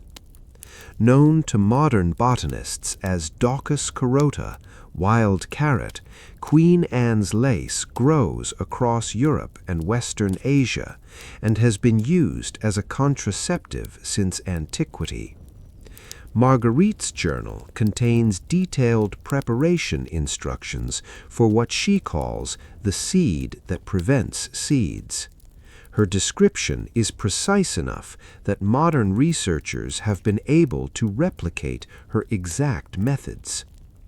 Dr. Susan Sherwin at Dalhousie University conducted clinical studies on Queen Anne's lace using medieval preparation methods. The results were genuinely startling. When prepared according to methods consistent with texts like Marguerite's, wild carrot seed demonstrated an 85 to 90% effectiveness rate in preventing pregnancy. That figure is worth sitting with for a moment. 85 to 90%. That's comparable to several modern hormonal contraceptive methods. From a plant that grows wild across the European countryside, that medieval women had figured out through observation and experiment and the careful sharing of knowledge across generations, without any formal medical education, without any understanding of the biochemical mechanisms involved, and without any institutional support whatsoever. The active compound in wild carrot seed is now known to interfere with progesterone synthesis in ways that prevent implantation. Medieval women didn't know any of that. They just knew that it worked most of the time, if prepared correctly. The phrase "most of the time" is important because the dosage was not standardized, the preparation varied, and Marguerite's journal includes entries about women who took too much. She writes about a young woman named Pernelle who consumed too large a quantity of the carrot seed in wine and fell into convulsions that lasted 3 days before God took her soul. Modern analysis suggests Pernelle probably died from an overdose of compounds that are genuinely toxic in large quantities. Medieval women had no way to know the difference between a therapeutic dose and a lethal one. Queen Anne's lace was just one item in a substantial medieval contraceptive pharmacopoeia. Dr. Angus MacLaren, in A History of Contraception, documents how medieval European women adapted techniques from across the known world, creating what amounts to a global network of reproductive knowledge that operated entirely outside official medical and religious establishments. Some of the more unusual methods came from ancient Egypt, adopted and adapted as trade routes brought both goods and knowledge across the Mediterranean. Crocodile dung pessaries, for example. Before you make a face, and I understand if you make a face, let me explain the actual science. Crocodile dung is highly alkaline. When inserted vaginally, it creates an environment hostile to sperm. Modern laboratory tests have confirmed that this method would have been reasonably effective at preventing conception. Medieval European women couldn't easily obtain crocodile dung, so they experimented with local alternatives. According to texts preserved in the Bibliothèque Sainte-Geneviève in Paris, they discovered that certain combinations of honey, ground acacia leaves, which contain natural spermicidal compounds, and lint soaked in acidic solutions could achieve similar results. The acacia finding is particularly interesting because acacia leaves do in fact contain compounds with contraceptive properties. Medieval women, working from a different theoretical framework than modern biochemistry, had nonetheless arrived at a chemically sound solution. The dangerous methods are where the story becomes genuinely painful to tell. Some medieval women used mercury-based compounds. Mercury, being liquid metal, seemed to medieval observers almost magical in its properties, and in small doses it doesn't immediately kill you, which medieval people interpreted as evidence of safety rather than recognizing it as the early phase of slow poisoning. Dr. Rebecca Fleming's research in Medicine and the Making of Roman Women traced numerous cases of mercury poisoning among medieval women, presenting with symptoms that contemporary physicians completely misdiagnosed. Tremors, tooth loss, personality changes, cognitive deterioration, eventual death. Classic chronic mercury poisoning, recorded in medieval medical texts as mysterious wasting diseases without clear cause. Lady Isabel d'Eon Moreni, whose death in 1298 is documented in the chronicles of the Abbey of Saint-Denis, is one of the more clearly documented cases. Isabel, described as desperate to avoid another pregnancy after bearing 7 children in 8 years, consumed what her servant described as silver water, almost certainly a mercury solution, regularly for many months. The chronicle describes her final illness in terms that any modern toxicologist would recognize immediately. 7 children in 8 years. That's the number that explains everything. That's the number that tells you why women risked mercury poisoning and overdoses of wild carrot seed and every other dangerous thing they tried. Not because they were reckless, because the alternative, in the absence of any other options, was potentially fatal in a different way. Perhaps the most sophisticated of all medieval contraceptive practices was also the one that required no substances at all. Fertility awareness, tracking menstrual cycles to identify fertile and infertile periods. Dr. Peter Biller's research into medieval medical manuscripts reveals that some medieval women possessed remarkably accurate understanding of reproductive cycles. A text from 14th century Italy, preserved in the Vatican Library, contains fertility charts that are startlingly similar to modern basal body temperature methods. The anonymous female author, and she was clearly a woman, based on the specificity of her observations and her evident access to first-hand experience, describes tracking bodily changes throughout the month, identifying what she calls the dangerous days and the safe days with a precision that formal medicine wouldn't match for another 5 centuries. The accuracy of this knowledge varied enormously based on social class, geography, and access to networks of women who shared information. Wealthy urban women often had access to more sophisticated medical texts and to networks of educated midwives who preserved ancient Greek and Arab medical knowledge. The gynecological texts of Serenus of Ephesus, for example, had survived in monastery libraries and contained fertility information that well-connected women could sometimes access through sympathetic clergy. Rural peasant women relied more on local plant knowledge and generational folk wisdom, which was sometimes effective and sometimes not, and sometimes, in the cases involving mercury or improperly dosed plant compounds, catastrophically not. The social infrastructure that supported medieval contraceptive knowledge is one of the more quietly remarkable things in this story. Because this knowledge was underground, it was vulnerable. A midwife who died without passing on her knowledge took that knowledge with her. A community that lost its female healer to plague or execution had to rebuild from scratch. The information was distributed in individual memories, in privately kept journals, in whispered conversations that left no written record.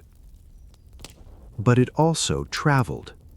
Dr. Patricia Crawford's research into medieval women's networks reveals how contraceptive knowledge moved across Europe through routes that followed trade networks, pilgrimage paths, and religious communities.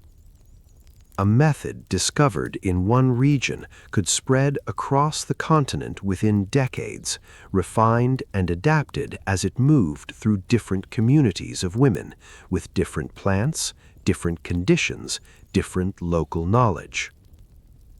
The most effective practitioners were often midwives, women who combined traditional knowledge with careful observation, who kept mental or written records of what they'd seen work and what they'd seen fail, who served as the primary medical care providers for women in their communities across the entire spectrum of reproductive experience. Dr. Monica Green, in Making Women's Medicine Masculine, documents how medieval contraceptive knowledge was systematically excluded from official medical education. Male physicians and church authorities claimed that reproductive control was outside the purview of formal medicine, creating a vacuum that women filled with their own parallel tradition. The exclusion had consequences. Because contraceptive knowledge wasn't part of official medicine, it couldn't be tested, standardized, or safely developed. It remained vulnerable to superstition, to misinformation, and to the dangers of uncontrolled experimentation. And women who possessed effective contraceptive knowledge were sometimes accused of witchcraft, which made the entire enterprise more dangerous, drove it further underground, and made the information harder to preserve and transmit. There's something that I find genuinely moving about medieval women's contraceptive history, beneath all the danger and darkness. These were not passive people. They were not simply enduring circumstances beyond their control. They were actively, persistently, at considerable personal risk, trying to shape their own reproductive lives in a world that provided no official support for doing so. They built networks, they preserved knowledge, they experimented carefully and shared their results. They created, out of necessity, an informal system of women's medicine that was in several respects more sophisticated and more practically useful than anything available through official channels. The Church condemned them. The law provided no protection for their choices. The formal medical establishment ignored their knowledge as beneath academic consideration. And they kept going anyway. Now, the Church's relationship with women's bodies was not limited to contraception. It extended to something even more fundamental, something that shaped the lives of medieval women from childhood onward, something that determined their social worth, their marriage prospects, their legal status, and in some cases, their literal survival: the cult of virginity. Medieval society's obsession with female virginity was not casual or incidental. It was systematic, institutional, and deeply embedded in both religious doctrine and social practice. It generated testing procedures, punishment systems, and psychological pressures that were extreme by any measure. And it was based from beginning to end on a profound misunderstanding of human anatomy. The person most responsible for turning virginity from a personal choice into a societal obsession was Saint Jerome, 4th century theologian, biblical translator, author of the Latin Vulgate, which became the standard Bible of the medieval Catholic Church, and writer of some of the most influential anti-sexual propaganda in European history. Jerome's letter to Eustochium, preserved in the Patrologia Latina, the collected writings of the Church Fathers, contains what Brown calls perhaps the most influential piece of anti-sexual writing in Western history. The relevant passage compares virginity to gold. If she loses it once, Jerome writes, she can never recover it. 1,000 years later, Medieval physicians were treating the hymen as if it were a seal, whose integrity could be objectively determined by medical examination. Medieval legal systems were treating virginity as a property right, something that could be stolen, that had monetary value, that could be assessed and certified by a panel of examining women. Medieval families were treating their daughter's virginity as a financial asset that determined marriage prospects and social standing. All of this was built on Jerome's metaphor, and the metaphor was wrong in every direction.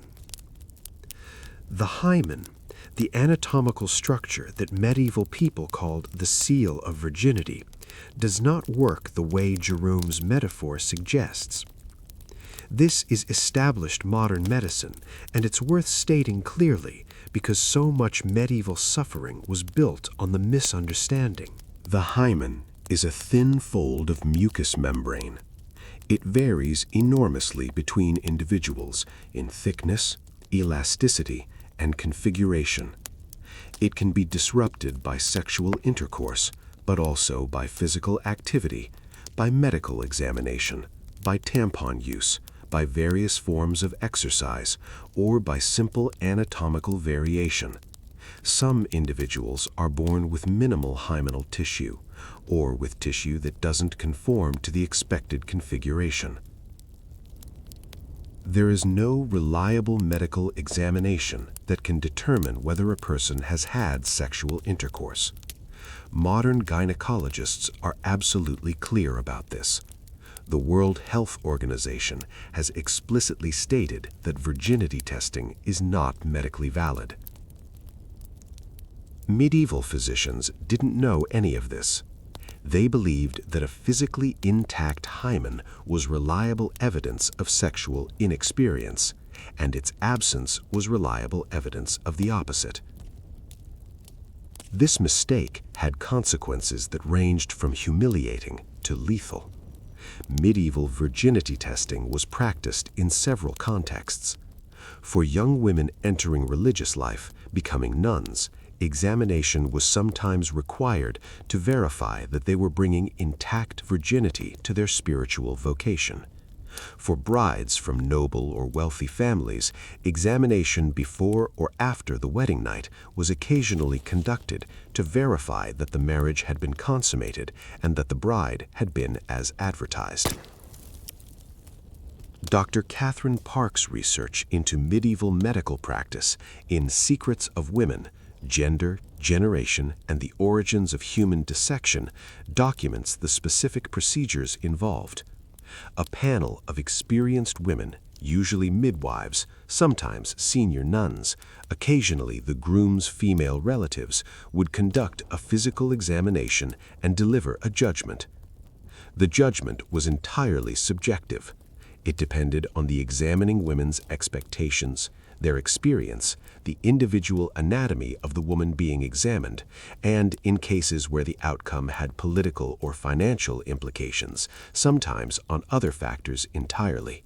Women whose examinations produced unfavorable judgments faced consequences ranging from broken engagements to legal action to, in extreme cases, execution, all based on a procedure that had no medical validity whatsoever. The psychological framework that surrounded medieval virginity wasn't just about the physical examination.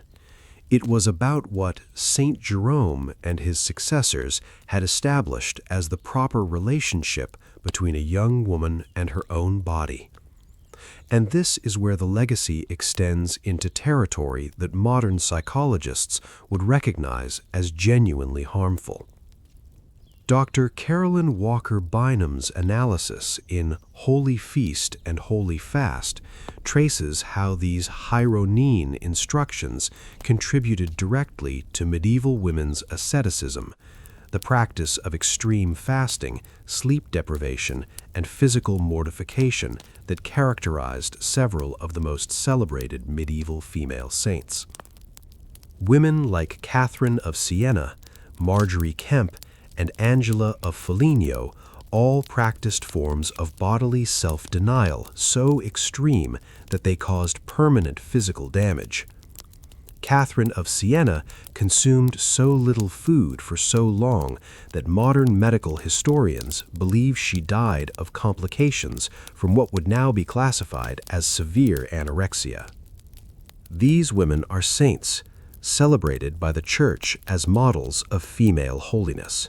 The behaviors that earned them that recognition are, by modern clinical standards, symptoms of serious eating disorders triggered and reinforced by a cultural framework that told women their bodies were obstacles to grace.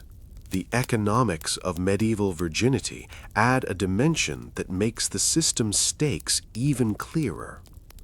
Dr. Barbara Hannawalt's research into medieval English household records shows that a daughter's virginity was a genuine financial asset for medieval families. Brides who could be confirmed as virgin commanded substantially higher dowries. Brides whose virginity was in question commanded lower ones.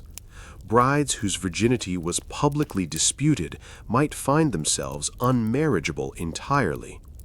This economic reality meant that medieval families had direct financial incentives to enforce behavioral restrictions on their daughters, restrictions that were framed in religious terms but served economic purposes.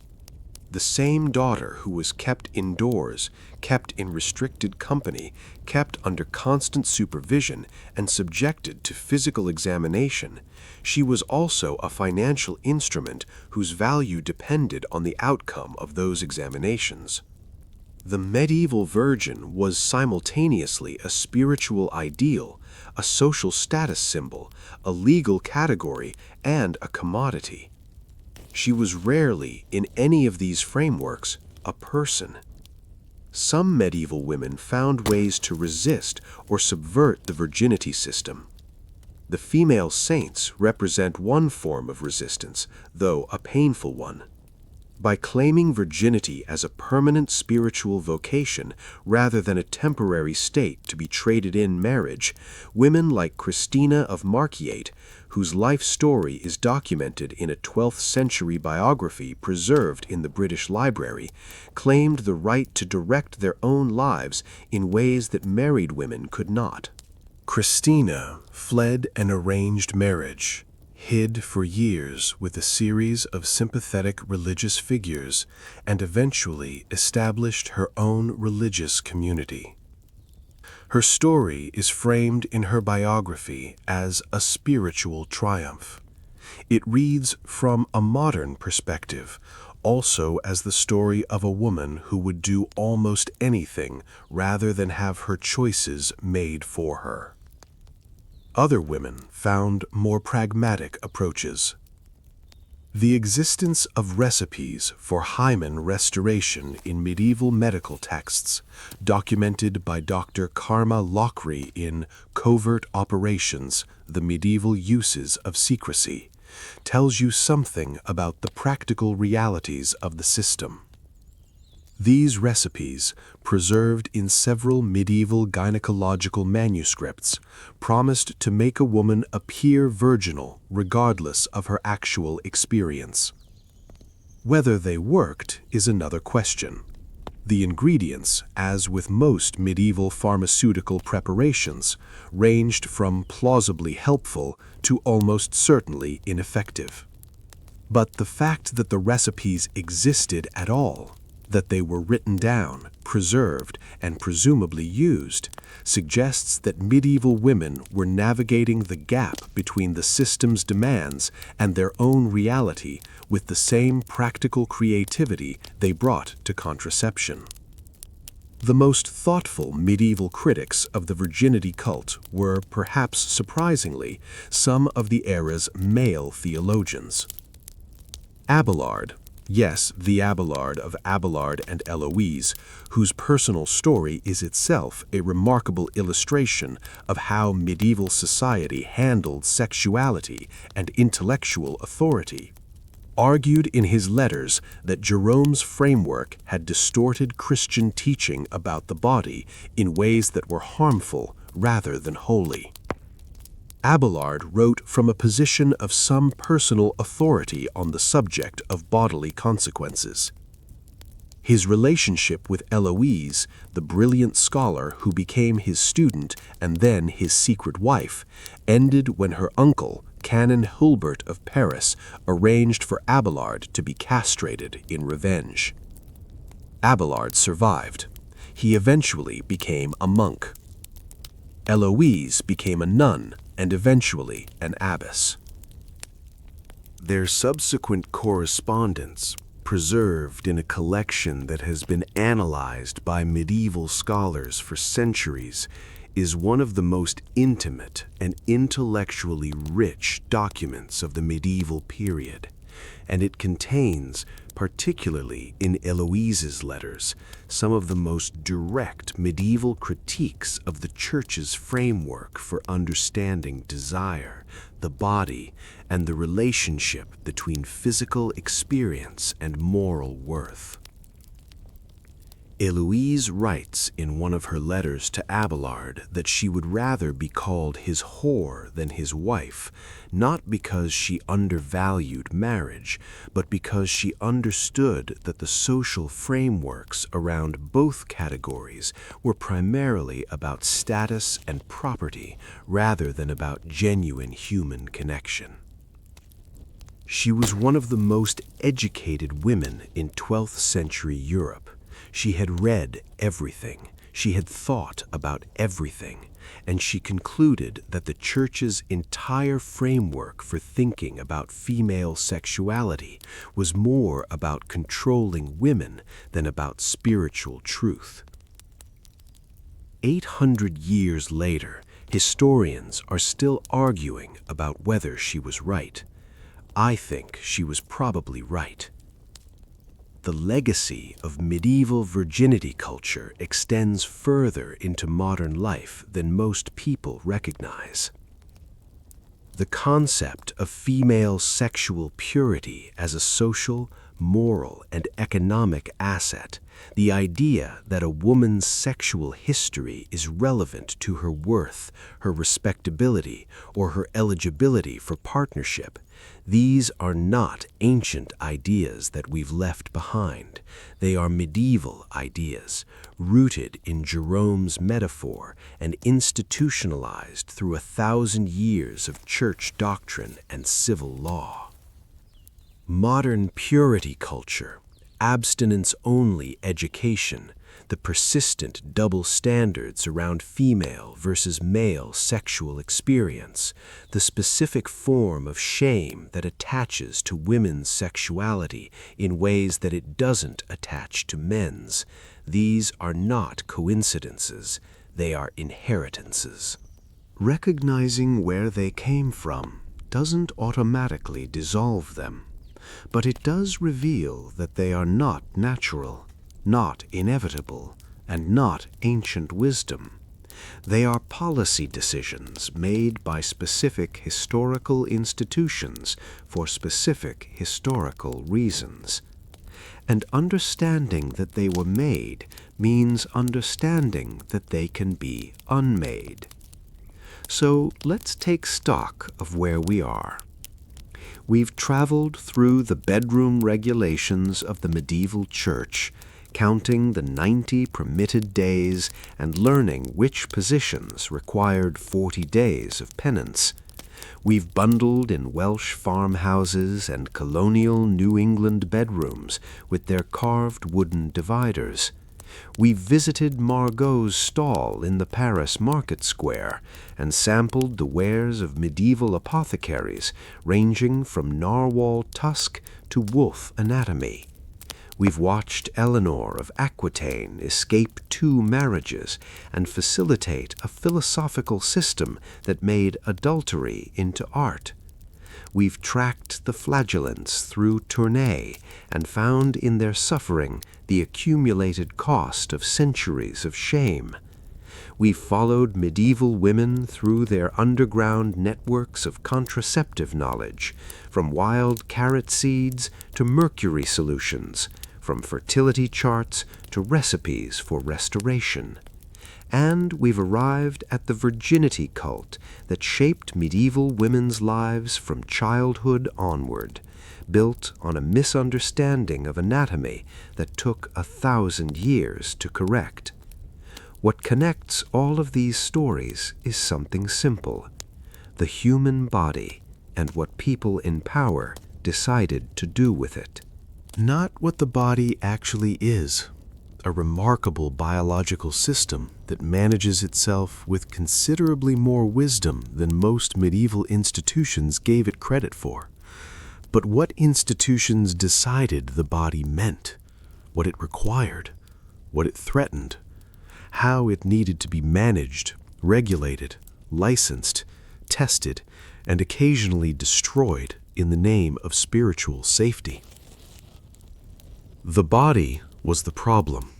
That was the medieval consensus, built across centuries of theological writing, legal code, medical practice, and social norm. And yet, the people we've been talking about all evening kept finding ways to live in their bodies anyway, to desire, to love, to seek connection and pleasure and relief, despite every institutional effort to make those things sources of shame rather than sources of life. Marie and Henri counting their permitted days and going ahead on the wrong Tuesday anyway. Gwenlliant and Rhys finding real intimacy in a bundling bed with a wooden board between them. Margot in her Paris stall and the women who came to her for help. The flagellants, broken and desperate, finding in self-destruction the only physical relief their culture had left them. Sister Margaret carefully recording in Latin what worked and what didn't for the women who would come after her. Eloise writing from her convent with devastating clarity about systems that reduced people to categories. All of them navigating impossible constraints with the tools they had. All of them human in the most persistent and recognizable way. We still have ground to cover tonight. The story of medieval sexuality and the institutions that tried to manage it doesn't end with virginity tests and flagellant processions.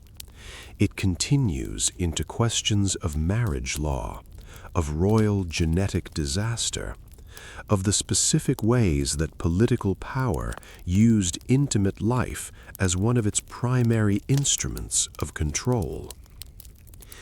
But for now, let those images settle. Let the weight of all those centuries of accumulated shame and resistance find a quiet place in the back of your mind. The lights are still low, the night is still long, and we're going to keep moving through this strange, slow, remarkably human history together. Rest easy for a moment. We'll continue shortly.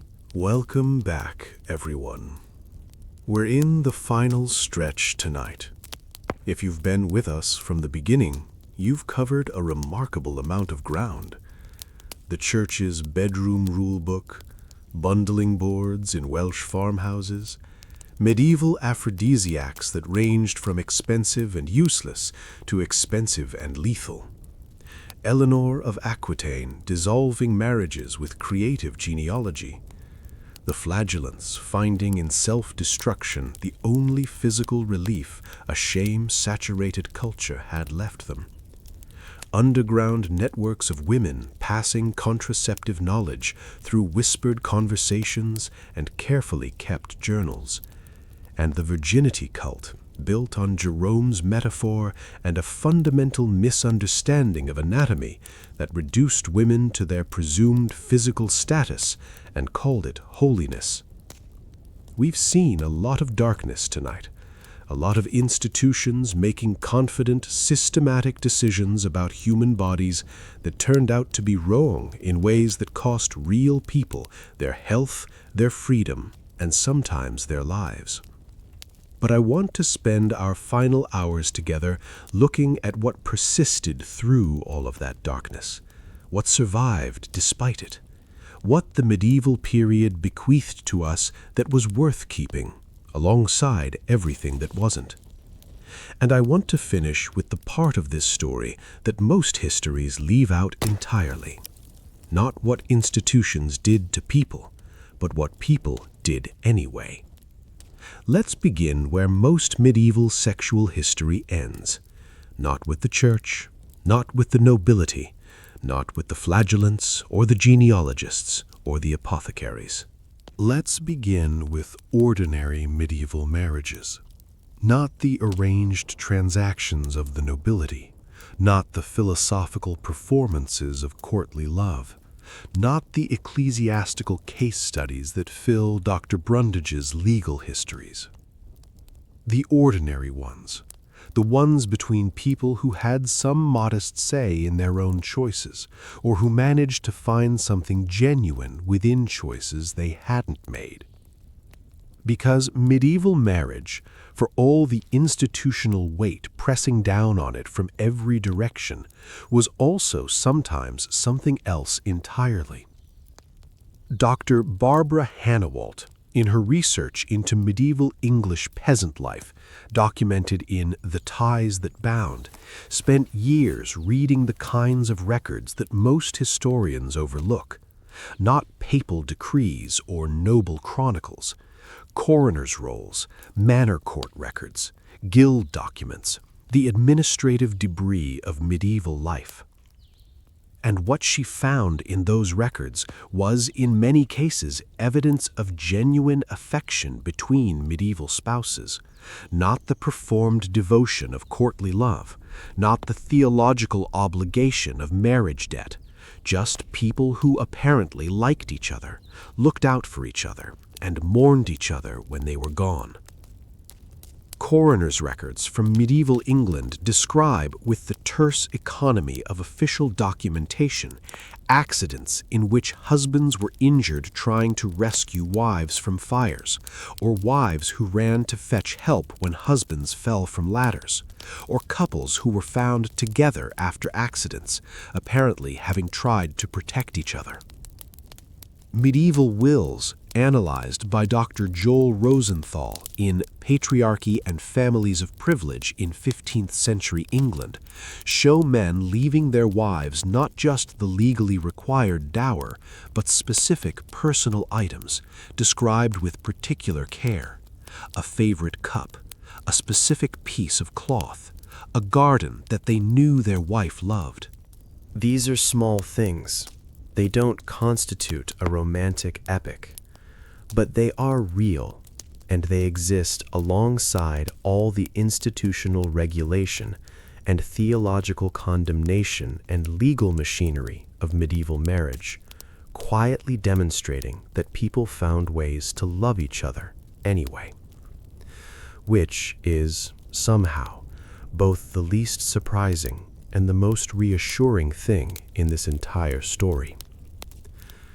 The medieval period produced, alongside all its institutional attempts to manage desire and shame the body, some of the most beautiful love poetry in the European tradition. The troubadours, as we discussed earlier, were primarily engaged in political performance. Their songs of devotion were partly social strategy. We know that. But the tradition they established created space for voices that were doing something different. Hodevich of Brabant, a 12th century Flemish mystic, wrote poetry about love, ostensibly divine love, the love of God, in language of such sensory intensity that modern readers sometimes require a note reminding them that they are reading religious verse rather than erotic verse. Hodevich describes longing in terms of physical ache, fulfillment in terms of overwhelming sensation, the beloved in terms of presence so complete it occupies the entire body. She uses the vocabulary of courtly love poetry, but she means something more personal and more urgent than court performance. Professor Saskia Merck-Janssen, in Brides in the Desert, The Spirituality of the Beguines, argues that writers like Hadovich were doing something genuinely subversive. By claiming the language and imagery of romantic desire for spiritual expression, they were also implicitly arguing that desire itself, the longing, the ache, the overwhelming attention toward a beloved, was not inherently shameful, that it was in fact one of the primary human capacities through which experience of the divine became possible. This was not what Jerome had intended. It was not what the penitentials permitted. It was not what the courts of love had systematized. It was just true. And some medieval people knew it was true and wrote it down anyway. The poetry of the secular tradition told similar truths in less guarded language. The Carmina Burana, a collection of medieval Latin poems preserved in a Bavarian monastery and probably dating from the 12th and 13th centuries, contains some of the most direct and joyful erotic poetry of the medieval period.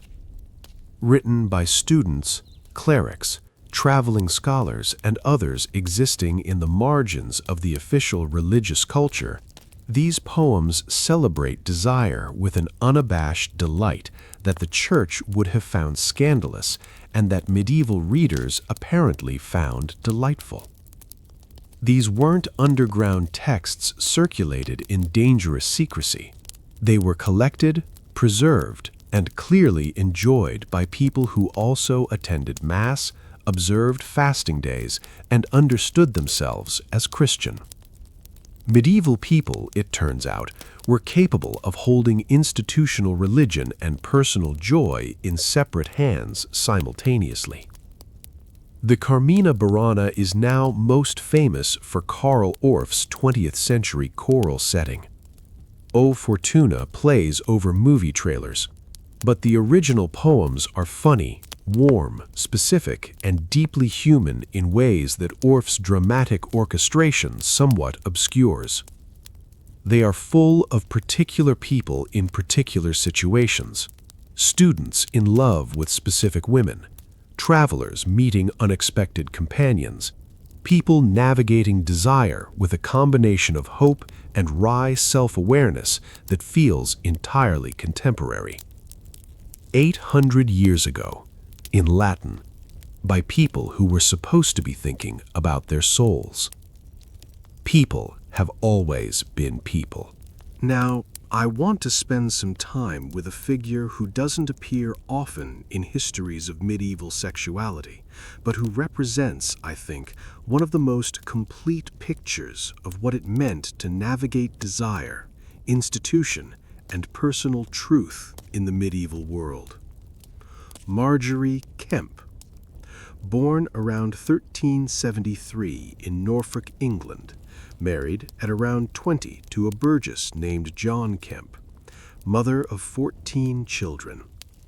Eventually, after a spiritual crisis following her first childbirth, she became one of the most remarkable religious figures of the 15th century, traveling on pilgrimage to Jerusalem, Rome, and Santiago de Compostela, dictating what is often described as the first autobiography in the English language, and managing somehow to be completely embedded in the medieval religious framework and constantly in conflict with every institution that framework produced.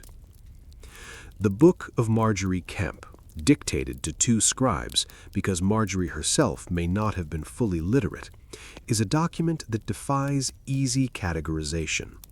It is a religious memoir. It is a travel narrative. It is a record of mystical experiences. It is an account of an extremely difficult marriage and an extremely complicated spiritual life. And it is, if you read it carefully, one of the most honest accounts of what it felt like to be a woman in a medieval body navigating a medieval world. Marjorie's spiritual crisis after her first childbirth was, by her own account, severe. She describes visions. She describes periods of what sounds very much like postpartum psychosis. She describes feeling that she was surrounded by devils and that her own body had become a source of danger to her soul. These experiences were, within the medieval religious framework, interpreted as spiritual trial. The Church's framework for understanding mental illness, psychological crisis, and extreme emotional distress was almost entirely supernatural. Either you were being tested by God, or you were being afflicted by devils. There was no third option. Marjorie eventually stabilized. She describes a vision of Christ that brought her peace and redirected her life. She became increasingly devoted to religious practice, increasingly eccentric in her behavior, increasingly convinced that God was speaking to her directly and had specific instructions for her life. One of those instructions was celibacy. This created a somewhat urgent problem. She was married. She had a husband. The Church's doctrine of marriage debt meant that her husband had a legal and theological right to her sexual compliance. Marjorie's negotiations with John Kemp over this question, documented in her book with remarkable frankness, represent one of the more extraordinary domestic negotiations in medieval literature. She tried fasting and prayer, she tried persuasion, she tried apparently prolonged argument. John was not particularly interested in celibacy. He had a wife. The Church said his wife owed him conjugal rights. He saw no compelling reason to relinquish them.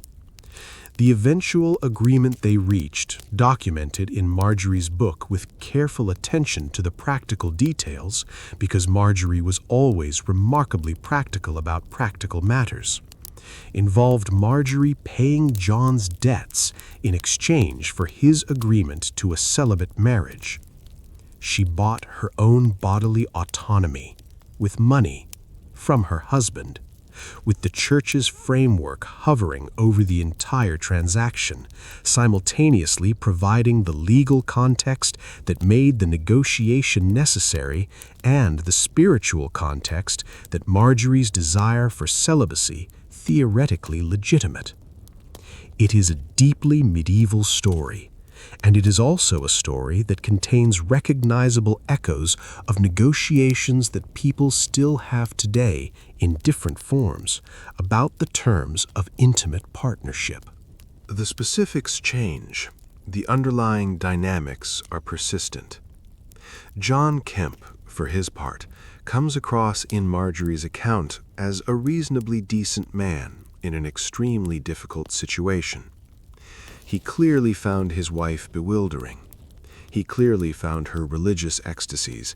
Marjorie was known for loud, prolonged public weeping at religious services, a habit that made her extremely unpopular in most of the congregations she attended, socially mortifying. He clearly did not share her certainty about divine communication. But he traveled with her. He supported her, financially and practically, on pilgrimages that must have been exhausting and expensive. And when he was elderly and had become physically dependent on her care, she nursed him without apparent resentment. Their marriage was not a romance. It was not a tragedy. It was something more ordinary and more enduring than either. Two people who had agreed, under institutional and social pressure, to a permanent partnership, and who managed, over decades, to build something that worked for both of them, imperfectly and specifically. That is probably the most common medieval marriage story. not Eleanor of Aquitaine's strategic dissolving of royal unions, not the genetic catastrophe of Habsburg cousins, not the impotence trials before ecclesiastical courts. Just two people trying to manage. Let's take a moment to look at what the medieval period actually bequeathed to the history of human relationships. Not the shameful inheritance, the other one. Because there is another one. The medieval period invented, or significantly developed, several concepts about love and partnership that we still use, still value, still organize our emotional lives around. The idea that marriage should involve mutual consent, that both parties should agree, developed significantly during the medieval period. Before the 12th century, marriage was primarily a transaction between families. Canon law scholars, working through the questions raised by the Church's investment in marriage as a sacrament, developed the doctrine that the consent of both parties was theologically necessary for a valid marriage. This was not universally applied. It was frequently ignored. But it established as a legal and theological principle that the bride's agreement mattered, that she was a person whose consent was required, not merely property being transferred. Dr. Christopher Brooke, in The Medieval Idea of Marriage, traces how this doctrinal development, over centuries, contributed to the gradual establishment of mutual consent as the foundation of marriage law in Western legal systems. It is an incomplete and imperfect inheritance, but it is an inheritance, and its origins are medieval. The troubadour tradition, for all its political maneuvering and philosophical absurdity, also contributed something genuine.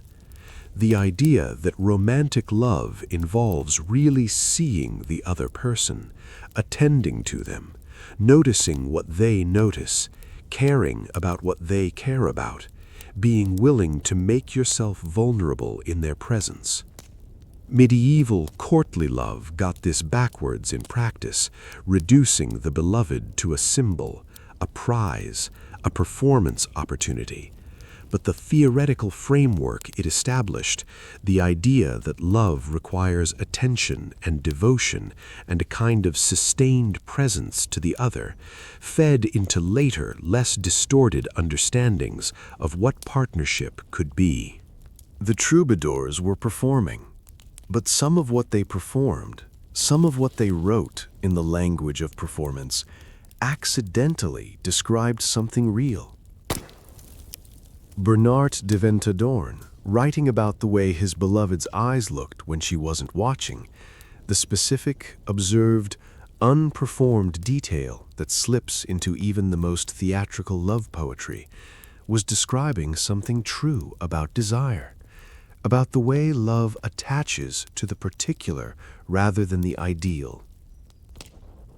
The medieval period turned that observation into elaborate social theater, but the observation itself was real, and it survives the theater. The bundling tradition, which we discussed in the very first part of our evening, gave us something worth keeping too.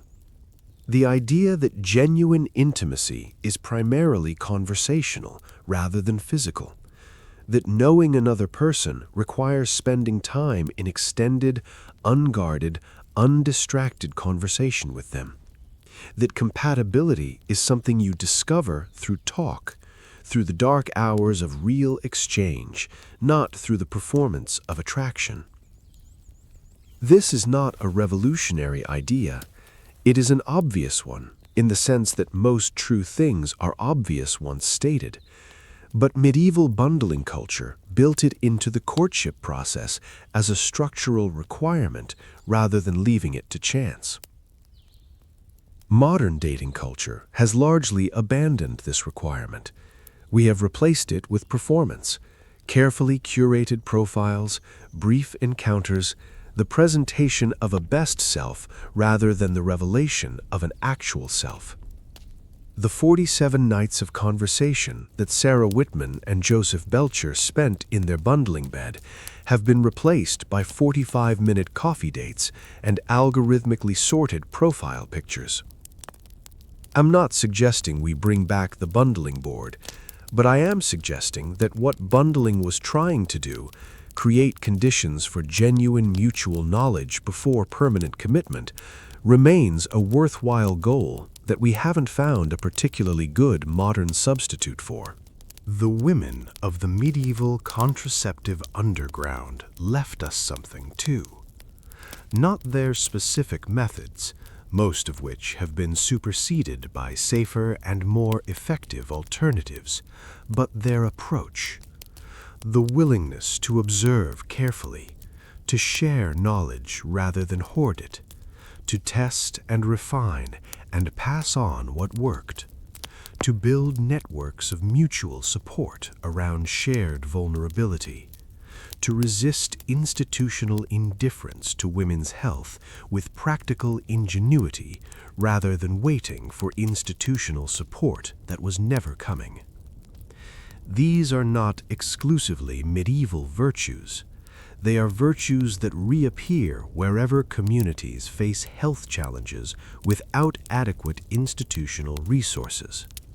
But medieval women developed them under conditions of extraordinary hostility and at significant personal risk, and the tradition they established of women's health knowledge passed through community rather than through official channels has ancestors in those monastery gardens and whispered conversations that go back further than most modern practitioners realize. Now, I want to spend the final portion of our evening together on something that has been implied throughout everything we've discussed tonight, but hasn't been stated directly. The question of what all of this was actually about. Not the specific rules, not the specific institutions, not the specific historical figures. The question of what drives the impulse which recurs throughout human history, in culture after culture, institution after institution, to control sexuality, to regulate desire, to build elaborate systems for managing the most intimate aspects of human experience. Because the medieval church's bedroom regulations, and the Habsburg marriage strategy, and the virginity tests, and the flagellant processions, and the licensed brothels of the Bishop of Winchester, these are not random. They are not accidents. They are not simply the product of ignorance or cruelty, though they involved both. They are systematic. They follow patterns, and the patterns reveal something about how power works that is still relevant today. Dr. Michel Foucault, whose work on the history of sexuality remains one of the most influential frameworks for understanding these patterns, argues that the regulation of sexuality is never primarily about sexuality. It is about population management, about social control, about the production of subjects who understand themselves in particular ways and therefore behave in particular ways. Medieval people who internalized the Church's framework for understanding their own desires, who genuinely believed that pleasure was spiritually dangerous, that the body was an obstacle to grace, that their most intimate impulses required external authorization, those people were not just following rules, they were experiencing themselves differently than people who didn't internalize that framework. They were more manageable, more dependent on institutional guidance, more susceptible to the promise of authorized relief from the guilt that the same institution had installed. The Church's sexual regulations were not separate from the Church's broader social project. They were integral to it. The person who confesses their sexual sins to a priest and receives penance, and performs the penance and returns for the next confession, that person has been woven into an institutional relationship that touches the most private aspects of their life and makes the institution indispensable to their sense of self. This is not a conspiracy theory. It doesn't require malice or conscious planning. It's a structural dynamic that emerges from the combination of institutional authority and human psychological vulnerability to shame. And it works. Or rather, it works on some people, some of the time, which is enough to sustain an institution for centuries. But Foucault's framework also illuminates something else: the resistance. Because everywhere the medieval church's sexual regulations are documented, the evidence of non-compliance is also documented. Babies conceived during forbidden periods, bundling boards with suspicious wear patterns, annulment petitions based on genealogical fictions that everyone involved knew were fictions, women's journals recording contraceptive methods that the church had explicitly condemned, apothecaries selling wolf testicles and narwhal tusk to desperate customers who knew perfectly well that the church disapproved. The regulation and the resistance were simultaneous. They coexisted continuously throughout the entire medieval period. The institution pressed, people bent, some people broke. Most people found a way to live that incorporated the institutional framework without being entirely determined by it. And that is, in its quiet way, the most important thing in this entire history. Not the power of the institution, the persistence of the people. The medieval period ended, roughly speaking, in the late 15th century. The Renaissance, the Reformation, the printing press, the slow emergence of new frameworks for understanding the human body, human society, and the relationship between individual experience and institutional authority. These changes did not eliminate the impulse to regulate sexuality. If anything, the Protestant Reformation produced its own elaborate systems of sexual governance, in some ways more intrusive than the Catholic ones. The Puritans, who brought bundling to colonial New England, were in most respects significantly more restrictive about sexuality than the medieval Catholics they had broken from. The Enlightenment produced new frameworks, scientific, philosophical, legal, for thinking about the body and desire, some of which were more humane than their predecessors, and some of which were differently harmful. The 19th century produced the Victorian sexual culture that is in many ways the direct ancestor of the most persistent modern attitudes about sexuality. The combination of intense public prudishness with intensive private practice that Jerome might have recognized as, in its basic structure, not entirely unlike what he had helped create 1,500 years earlier. And the 20th century, with its sexual revolution and its AIDS crisis and its ongoing culture wars about reproductive rights and sexual education and what children should be taught about their own bodies, is still working through questions whose medieval origins are visible if you know where to look. What changes across all of these periods?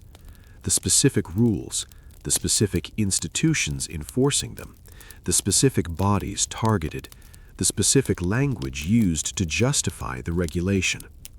What doesn't change?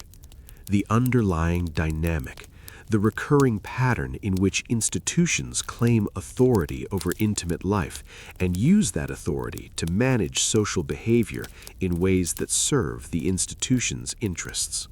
And the equally recurring pattern of resistance, of individuals and communities finding ways to live their actual lives within and around, and sometimes directly against the institutional framework.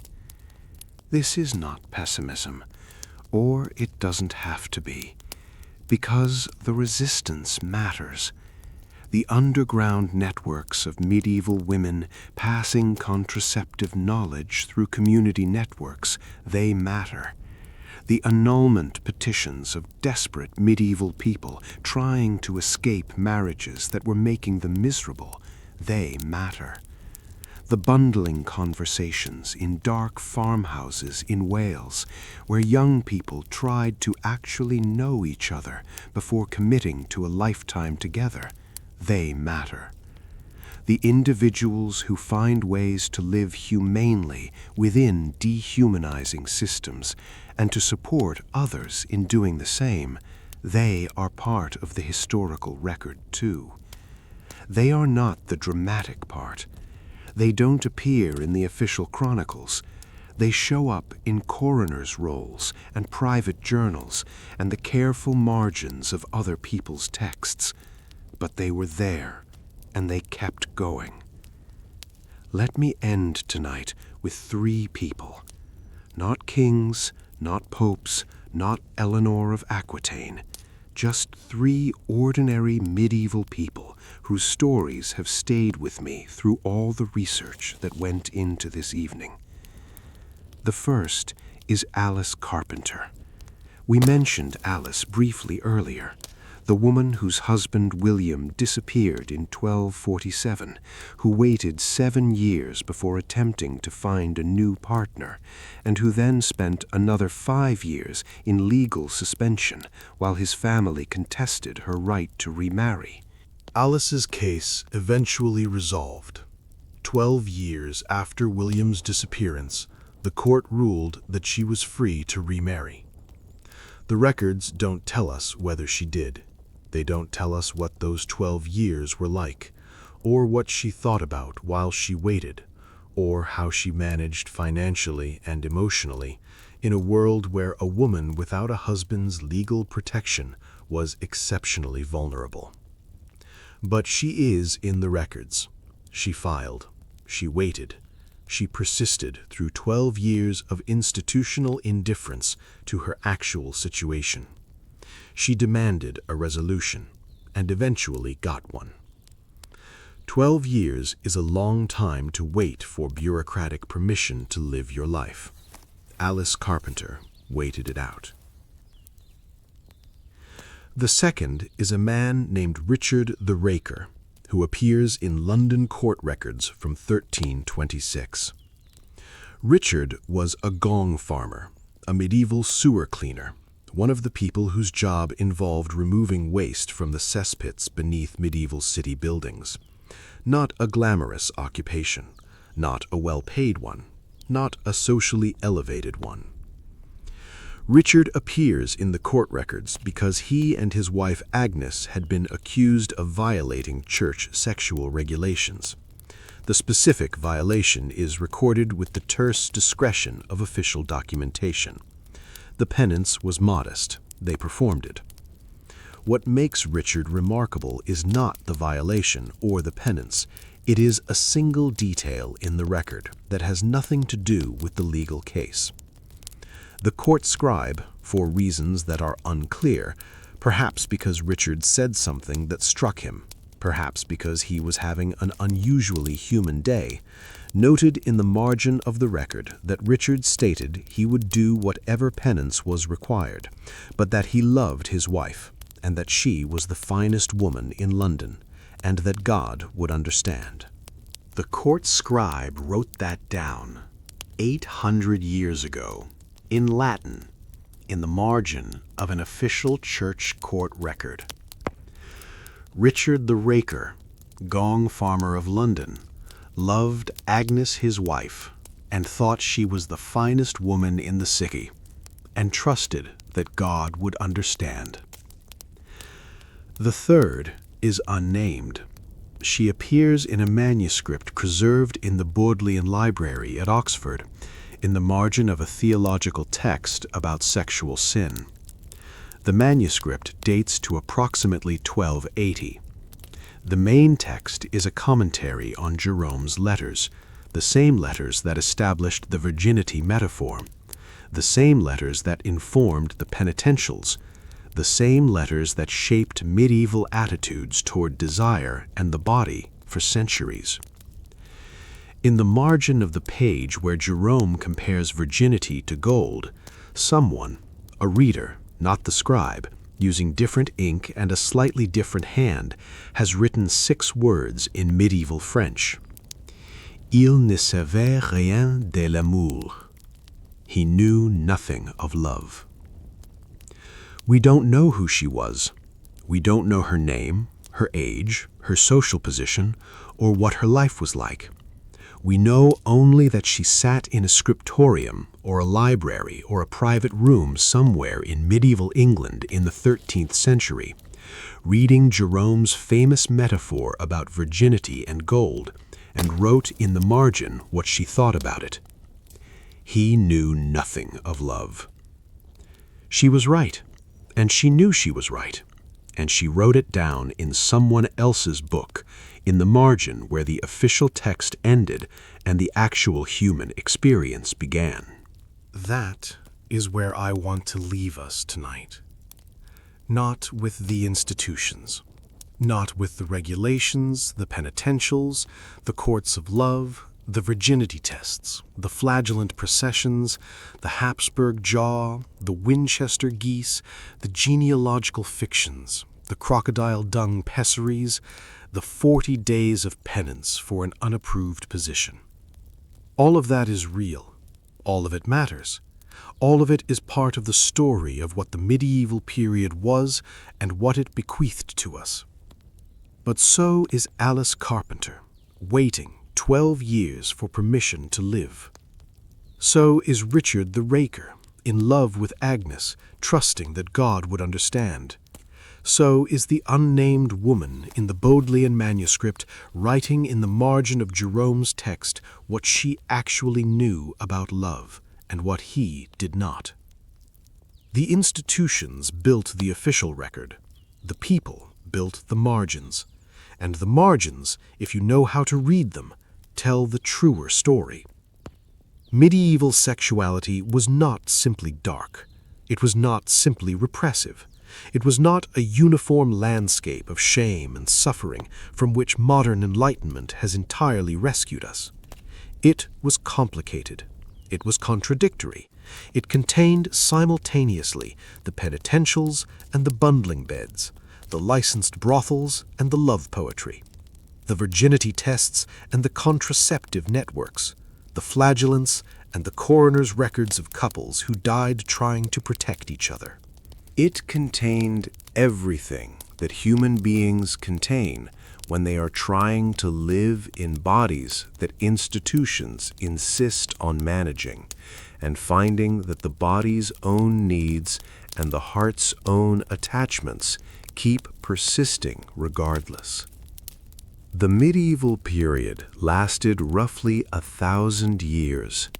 1,000 years is a long time to maintain any single attitude toward anything, and the medieval period did not maintain a single attitude toward sexuality. It argued constantly across centuries about what the body meant and what desire required and what love was for. Some of those arguments were conducted in papal bulls and theological treatises. Some were conducted in village courts and manor records. Some were conducted in the margins of other people's texts in 6 words of medieval French by people whose names we will never know. All of them were part of the same conversation, a conversation that has not, strictly speaking, ended. We're still in it. When we argue about reproductive rights and who controls bodies and what institutions are permitted to regulate about intimate life, we're in it. When we talk about what children should be taught about their own bodies and desires, we're in it. When we navigate the gap between what official culture expects of us and what our actual experience tells us about love and desire and partnership, we're in it. The specific terms have changed. The institutional players have shifted. The language is different.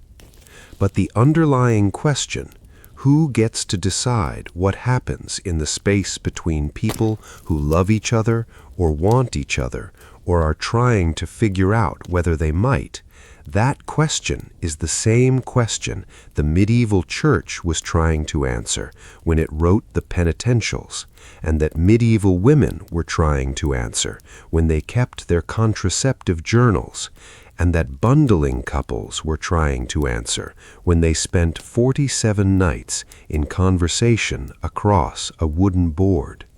We are answering it still. I hope we answer it better. I think, slowly and imperfectly and not without regression, we are. I want to thank you for spending this evening here. This was not a cheerful history. Parts of it were genuinely difficult. The mercury poisoning and the impotence trials and the flagellants and Charles II of Spain and the unnamed woman reading Jerome's metaphor about gold. None of that is comfortable. But I think it matters. I think understanding where we came from, not the triumphant version of where we came from, but the actual complicated, contradictory, frequently painful version, is one of the more useful things we can do with our time. History, at its best, is not a collection of lessons. It's a collection of precedents. Evidence that people have been in difficult situations before and found ways through them. Evidence that institutions have been wrong before and eventually corrected. Evidence that the margins of official texts have always been full of people writing what they actually knew as opposed to what they were supposed to say. That's not nothing. In certain moments, it's everything. So, dim those lights all the way down now. Let the medieval bedroom regulations and the bundling boards and the wolf organs and the Habsburg jaw and Alice Carpenter and Richard the Raker and the unnamed woman in the Bodleian manuscript settle into the background. Let all of it get quiet. We've been through 1,000 years of human bodies trying to live their actual lives within systems that had complicated opinions about how that should be done. We've earned some rest. Sleep well, everyone. We'll be back.